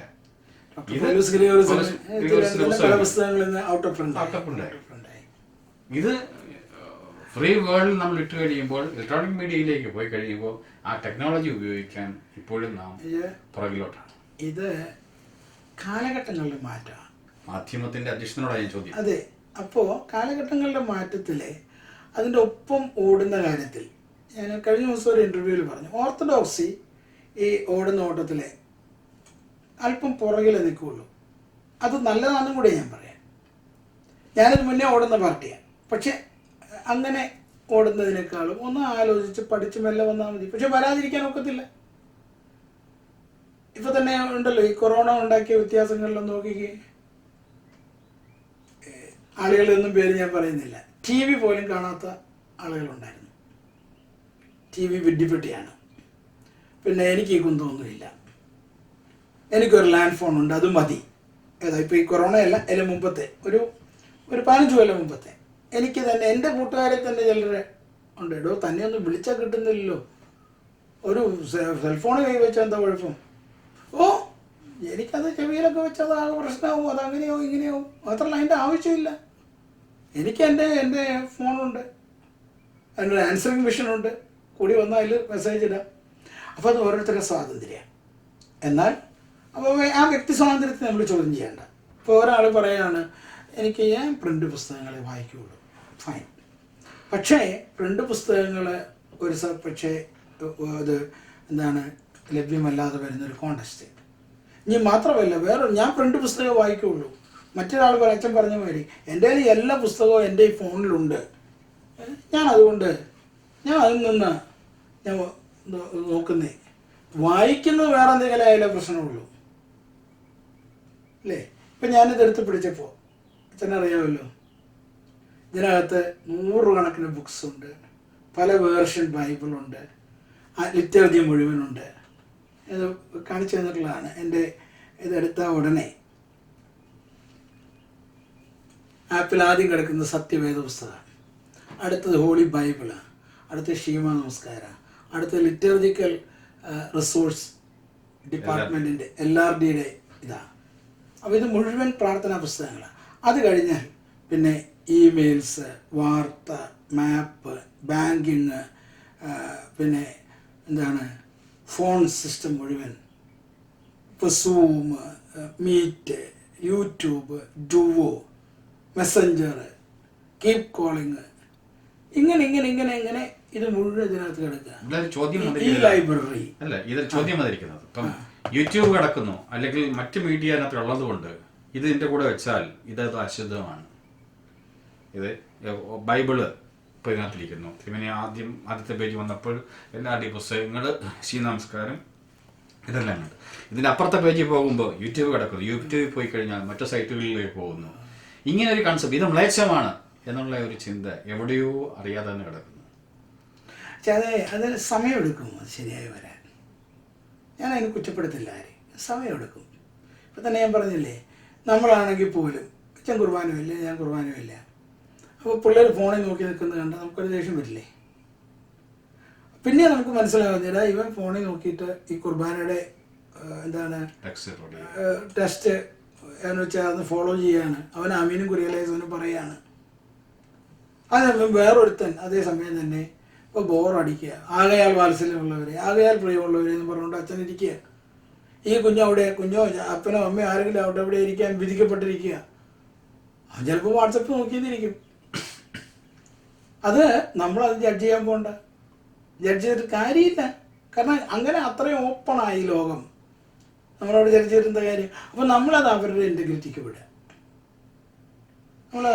നമ്മുടെ ഒരു ബേസിക് കൺസെപ്റ്റ്, ഇത് ശരി, ഇതാണ്, ഇത് നന്മ, ഇത് തിന്മ, നമ്മളങ്ങ് ഇന്റർപ്രറ്റ് ചെയ്യുകയാണ്. ഇത് തിന്മയാണ്, ഇത് നന്മയാണ്, ഇതാണ് വിശുദ്ധി, ഇത് അശുദ്ധിയാണ്. ഇത് മനുഷ്യന്റെ ഒരു കൺസെപ്റ്റ് അല്ലേ? ഞാൻ ചോദിക്കട്ടെ, ഇപ്പൊ തന്നെ വീണ്ടും ഈ കൊറോണ നമ്മളെ എത്രമാത്രം മാറ്റി. ഇപ്പൊ നാളെ പറയാണ് പുസ്തകത്തെ, ഇപ്പൊ തന്നെ പറഞ്ഞിട്ടുണ്ടല്ലോ, ഒന്നിലും തൊടരുത്, മറ്റൊന്നിലും തൊടരുത്. അപ്പൊ നമുക്ക് ആകെ ഇനിയിപ്പോൾ തൊടാൻ പറ്റുന്നത് എന്താ? ഞാനിപ്പോൾ തുറന്നു പറയാം, അച്ഛൻ്റെ ഫോൺ എനിക്കിടയ്ക്ക് വരുമ്പോൾ എനിക്ക് പേടിയാണ്. കാരണം അച്ഛൻ്റെ ഫോണിൽ എപ്പോഴും അച്ഛൻ്റെ കൈ തൊടുകയും അല്ലേ, അച്ഛൻ അത് സംസാരിക്കുമ്പോൾ അച്ഛൻ്റെ ശ്രമങ്ങൾ വീഴുകയൊക്കെ ചെയ്യുന്നു. അത് ഞാൻ എടുക്കുന്ന ഇപ്പോഴത്തെ രീതിയിൽ ഹൈജീനിക്കല്ല. എൻ്റെ ഫോൺ അച്ഛൻ എടുക്കുന്നത് ഹൈജീനിക്കല്ല. പുസ്തകങ്ങൾ, വേദപുസ്തകത്തിലൊന്നും തുടരുതെന്ന് പറഞ്ഞു. ഇപ്പോഴത്തെ പ്രസൻറ്റ് കോണ്ടസ്റ്റാണ് പറയുന്നത്. അപ്പോൾ പിന്നെ വേറൊരു പുസ്തകത്തിൽ തൊടാതെ എനിക്ക് വേദപുസ്തകം വായിക്കാനുള്ള സംവിധാനം എന്താ ഉള്ളത്? വേറൊരു പുസ്തകത്തിൽ തൊടാതെ, പള്ളിയിലെ പുസ്തകത്തിൽ തൊടാതെ ആരാധന ഫോളോ ചെയ്യാനുള്ള സംവിധാനം എന്താ ഉള്ളത്? അപ്പോൾ തീർന്നില്ലേ? അതേസമയം നമ്മൾ എത്ര ഇത് ആർഗ്യൂ ചെയ്താലും ഒരു വിഭാഗം ഇത് ഒരിക്കലും മനസ്സിലാകത്തില്ലായിരുന്നു. ഇതിനെ ഒന്നും നഖശികാന്ത എതിർത്ത ഒരാൾ ഒരു കോൺടെസ്റ്റ് വന്നപ്പോൾ ആദ്യം പേര് പറയുന്നില്ല, ഒരു പള്ളിക്കുദാശിക്ക് നിൽക്കുക, പുസ്തകമില്ല. പെട്ടെന്നുണ്ടായൊരു ഒരു പ്രോഗ്രാം, പള്ളിക്കുദാശയുടെ ഒരു ഭാഗം ആശീർവദിക്കാൻ വേണം, പുസ്തകമില്ല. അപ്പോൾ എന്നെ നോക്കി, ഞാൻ പറഞ്ഞു പള്ളിക്കുദാശ ക്രമം മുഴുവൻ എൻ്റെ കയ്യിലുണ്ട്, ടെസ്റ്റ് എൻ്റെ കയ്യിലുണ്ട്, പക്ഷെ പ്രിൻ്റ് അല്ല, എൻ്റെ ഐപാഡിൽ കിടപ്പുണ്ട്. ഇപ്പോൾ ഇത് ചെറുത്, ഇത് വലുത്. കഴിഞ്ഞ 10 കൊല്ലം 11 കൊല്ലമായിട്ട് ഐപാഡ് ഉപയോഗിക്കുന്ന ആളാണ് ഞാൻ. അപ്പോൾ ഇതിനകത്ത് 10,000 കണക്കിന് ബുക്സ് ഉണ്ട്. 128 GB ഉള്ള ഒരു മെഷീനാണിത്. 10,000-കണക്കിന് 100 ക്ലൗഡിനകത്തുനിന്ന്. ഇപ്പം അതുപോലെ നെറ്റ് കണക്ടർ ആയിരിക്കുമ്പോൾ ഈ ലോകത്ത് എന്ത് സാധനം വേണമെങ്കിൽ കിട്ടും. മലയാള പുസ്തകങ്ങൾ അനവധിയുണ്ട്, സുറിയാനി ഗ്രന്ഥങ്ങളുണ്ട്, ഡിക്ഷണറികളുണ്ട്. അപ്പോൾ അതിൽ നിന്ന് ഞാൻ പറഞ്ഞു പള്ളി പുസ്തകം ക്രമം എന്തെങ്കിലുമുണ്ട്, പട്ടക്കുട ക്രമം എന്തെങ്കിലുമുണ്ട്, സകല സാധനം എന്തെങ്കിലുമുണ്ട്, പക്ഷേ ഇലക്ട്രോണിക് മീഡിയ ആണ്. അപ്പോൾ ഇയാൾ ചോദിച്ചു അതിനെന്താ കുഴപ്പം, പുസ്തകങ്ങളൊക്കെ നമുക്ക് കയറി നിർത്താൻ പോരെ. അതേസമയം ഈ ആൾ തന്നെ പണ്ട് എന്നെ നഖശികാന്തം എതിർത്തതാണ്. ഞാനതിനെ വിഷമവും പറയുന്നില്ല. അവിടെ ചെയ്യാവുന്നൊരു കാര്യം എന്ന് പറയുന്നത് ഈ പറഞ്ഞൊരു മിനിമലിസം. അതായത് ഇവിടെ ഇപ്പം മലയാളത്തിൽ കുർബാന ചൊല്ലുന്നു, മലയാളം തക്സയൊക്കെ നമ്മുടെ കയ്യിലുണ്ട്. അപ്പോൾ നമ്മൾ ഐപാഡ് വെച്ചുകൊണ്ടിരിക്കേണ്ട, ആ തക്സ നോക്കി ചൊല്ലുന്നത് തന്നെയാണ് നല്ലത്. പക്ഷേ അതിനാണ് ഞാൻ ഇപ്പോൾ പറഞ്ഞത്, ഇപ്പോഴത്തെ ഈ ഓർഡറിൽ വേറെ പുസ്തകത്തിൽ നീ തുടരുത്. അപ്പോൾ ഇപ്പോൾ ഏതായാലും ഇപ്പോൾ ഇത് ഞാൻ മാത്രമല്ലേ തൊടുന്നേ, എൻ്റെ കയ്യിൽ എന്തെങ്കിലും സ്രവം ഉണ്ടെങ്കിൽ അതെല്ലാം ഇതിലുണ്ട്, ഇതിനപ്പുറത്തേക്ക് അത് പോകുന്നുമില്ല. മനസ്സിലായോ? അപ്പോൾ കാലം നമ്മെ പഠിപ്പിക്കും, നമ്മൾ സ്വയം പഠിക്കാത്ത കാലം നമ്മെ പഠിപ്പിക്കും. അത് മാത്രമേ എനിക്കതിനെക്കുറിച്ച് പറയാനുള്ളൂ. പിന്നെ അതൊന്നും ഈ നേരത്തെ പറഞ്ഞ പോലെ തന്നെ മിസ്യൂസ് ചെയ്യരുത് ആളെ കാണിക്കാൻ. ഞാൻ ജർമ്മനിയിൽ പഠിക്കുന്ന സമയത്താണ് സെൽഫോൺ ആദ്യം ഇറങ്ങുന്നത്, 97, 98 ഒക്കെ. എനിക്ക് തോന്നുന്നു ഇന്ത്യയിൽ 99 ഒക്കെയാണ് വരുന്നത്. അപ്പോൾ ആളെയും കാര്യമൊന്നും പറയുന്നില്ല. ആരാധന നടക്കുമ്പോൾ ഒരാൾക്ക് ഫോൺ വരും. അപ്പോൾ പുള്ളി ഒന്ന് അങ്ങോട്ടും ഇങ്ങോട്ടൊക്കെ നോക്കി എൻ്റെ ഫോൺ അടിക്കുന്ന എല്ലാവരും കാണുന്നുണ്ടോ എന്ന് നോക്കിയിട്ട് ഒന്നിങ്ങനെ നോക്കിയിട്ട് ഈ ഫോൺ എടുത്ത് പുറത്തോട്ട് പോകും. അപ്പോൾ ഇതൊരു 2-3 തവണ ആയപ്പോൾ ഞാൻ ആളോട് പബ്ലിക്കിലൊന്നും പറഞ്ഞില്ല, പറഞ്ഞു ഇങ്ങനെ ഈ ആരാധനയ്ക്ക് പബ്ലിക്കിൽ ഞാൻ ഇത്രയും പറഞ്ഞു, നമ്മൾ ഈ ആരാധനയ്ക്ക് നിൽക്കുമ്പോൾ പോലും നമ്മൾക്ക് ആരാധിക്കാനുള്ള സ്വാതന്ത്ര്യം പോലും നമ്മുടെ സാങ്കേതിക വിദ്യകൾ നമുക്ക് തരാതെ വരുന്നൊരു സാഹചര്യം വരുന്നത് അല്പം സങ്കടമല്ലേ. അപ്പം അന്ന് ഈ ഫോണൊക്കെ ഇങ്ങനെ എന്താണ് വൈബ്രേഷൻ മോഡിൽ, സൈലൻറ്റ് മോഡിലൊന്നും ആക്കാനുള്ള ഫോണൊന്നും ആയിട്ടില്ല. ആദ്യകാലത്തെ എക്കോട്ടലും ഓർക്കുന്നുണ്ടല്ലോ, ഈ നോക്കിയയുടെ പഴയ എത്രയുള്ള ഫോണൊക്കെയാണ്. അപ്പോൾ ഞാൻ പറഞ്ഞു, അതുകൊണ്ട് അത്യാവശ്യങ്ങളില്ലെങ്കിൽ, ഇപ്പം എന്തെങ്കിലും ഒരു എമർജൻസിക്ക് നമ്മൾ വെയിറ്റ് ചെയ്യുകയാണെന്നുണ്ടെങ്കിൽ മനസ്സിലാക്കാം. അത്യാവശ്യങ്ങളില്ലെങ്കിൽ ഈ 2 മണിക്കൂർ നേരം ഫോണ് സ്വിച്ച് ഓഫ് ചെയ്യുക. പക്ഷെ ആ 2000-ൽ നിന്ന് 2020 ആയപ്പോഴേക്കും എന്തുമാത്രം മാറിയേച്ചാ. അപ്പോഴും ഇപ്പം നമ്മൾ ഈ ദിവസങ്ങളിൽ എൻ്റെ ഫോൺ എപ്പോഴെങ്കിലും ബെല്ലടിക്കാറുണ്ടോ? ആ സമയം ചിലരുടെ ഫോൺ ബെല്ലടിക്കുന്നത് കേട്ടോ നമ്മൾ പേടിക്കും. സംഗീതം വരുന്നു, പാട്ട് വരുന്നു, സൈലൻറ്റ് മോഡിലിട്ടാൽ നമ്മൾ കാര്യങ്ങൾ അറിയും, ആളോട് റെസ്പോണ്ട് ചെയ്തു. കഴിവതും മറ്റൊരാളെ ഉപദ്രവിക്കാതെ നമുക്ക് പറയാനുള്ള കാര്യം ആളോട് എന്തൊരു നയായിരിക്കും. Thank you. ചിലവഴിച്ചതിന്. ആരാധന തുടങ്ങി ഇലക്ട്രോണിക് യുഗത്തിലേക്ക് വന്നു. ഇനിയും ചോദ്യങ്ങൾ നിരവധിയാണ്, വിവിധ അവസരങ്ങൾ നമുക്ക് ചർച്ച ചെയ്യാം. തീർച്ചയായിട്ടും അവസരം ഉണ്ടാകുമ്പോൾ തീർച്ചയായിട്ടും ഞാൻ പറഞ്ഞ ലൈവ് ചോദ്യങ്ങളൊന്നും ഉത്തരങ്ങളോ ചോദ്യങ്ങളോ ഒന്നും അവസാനിക്കുന്നില്ല, അന്തിമവുമല്ല. പക്ഷേ ഓരോരുത്തരുടെ ഒപ്പീനിയൻസ് പറയുന്നു, അതിൽ നിന്ന് നന്മയുള്ളത് സ്വീകരിക്കുക, അല്ലെങ്കിൽ തള്ളിക്കളയുക. Thank you. ദൈവം അനുഗ്രഹിക്കട്ടെ.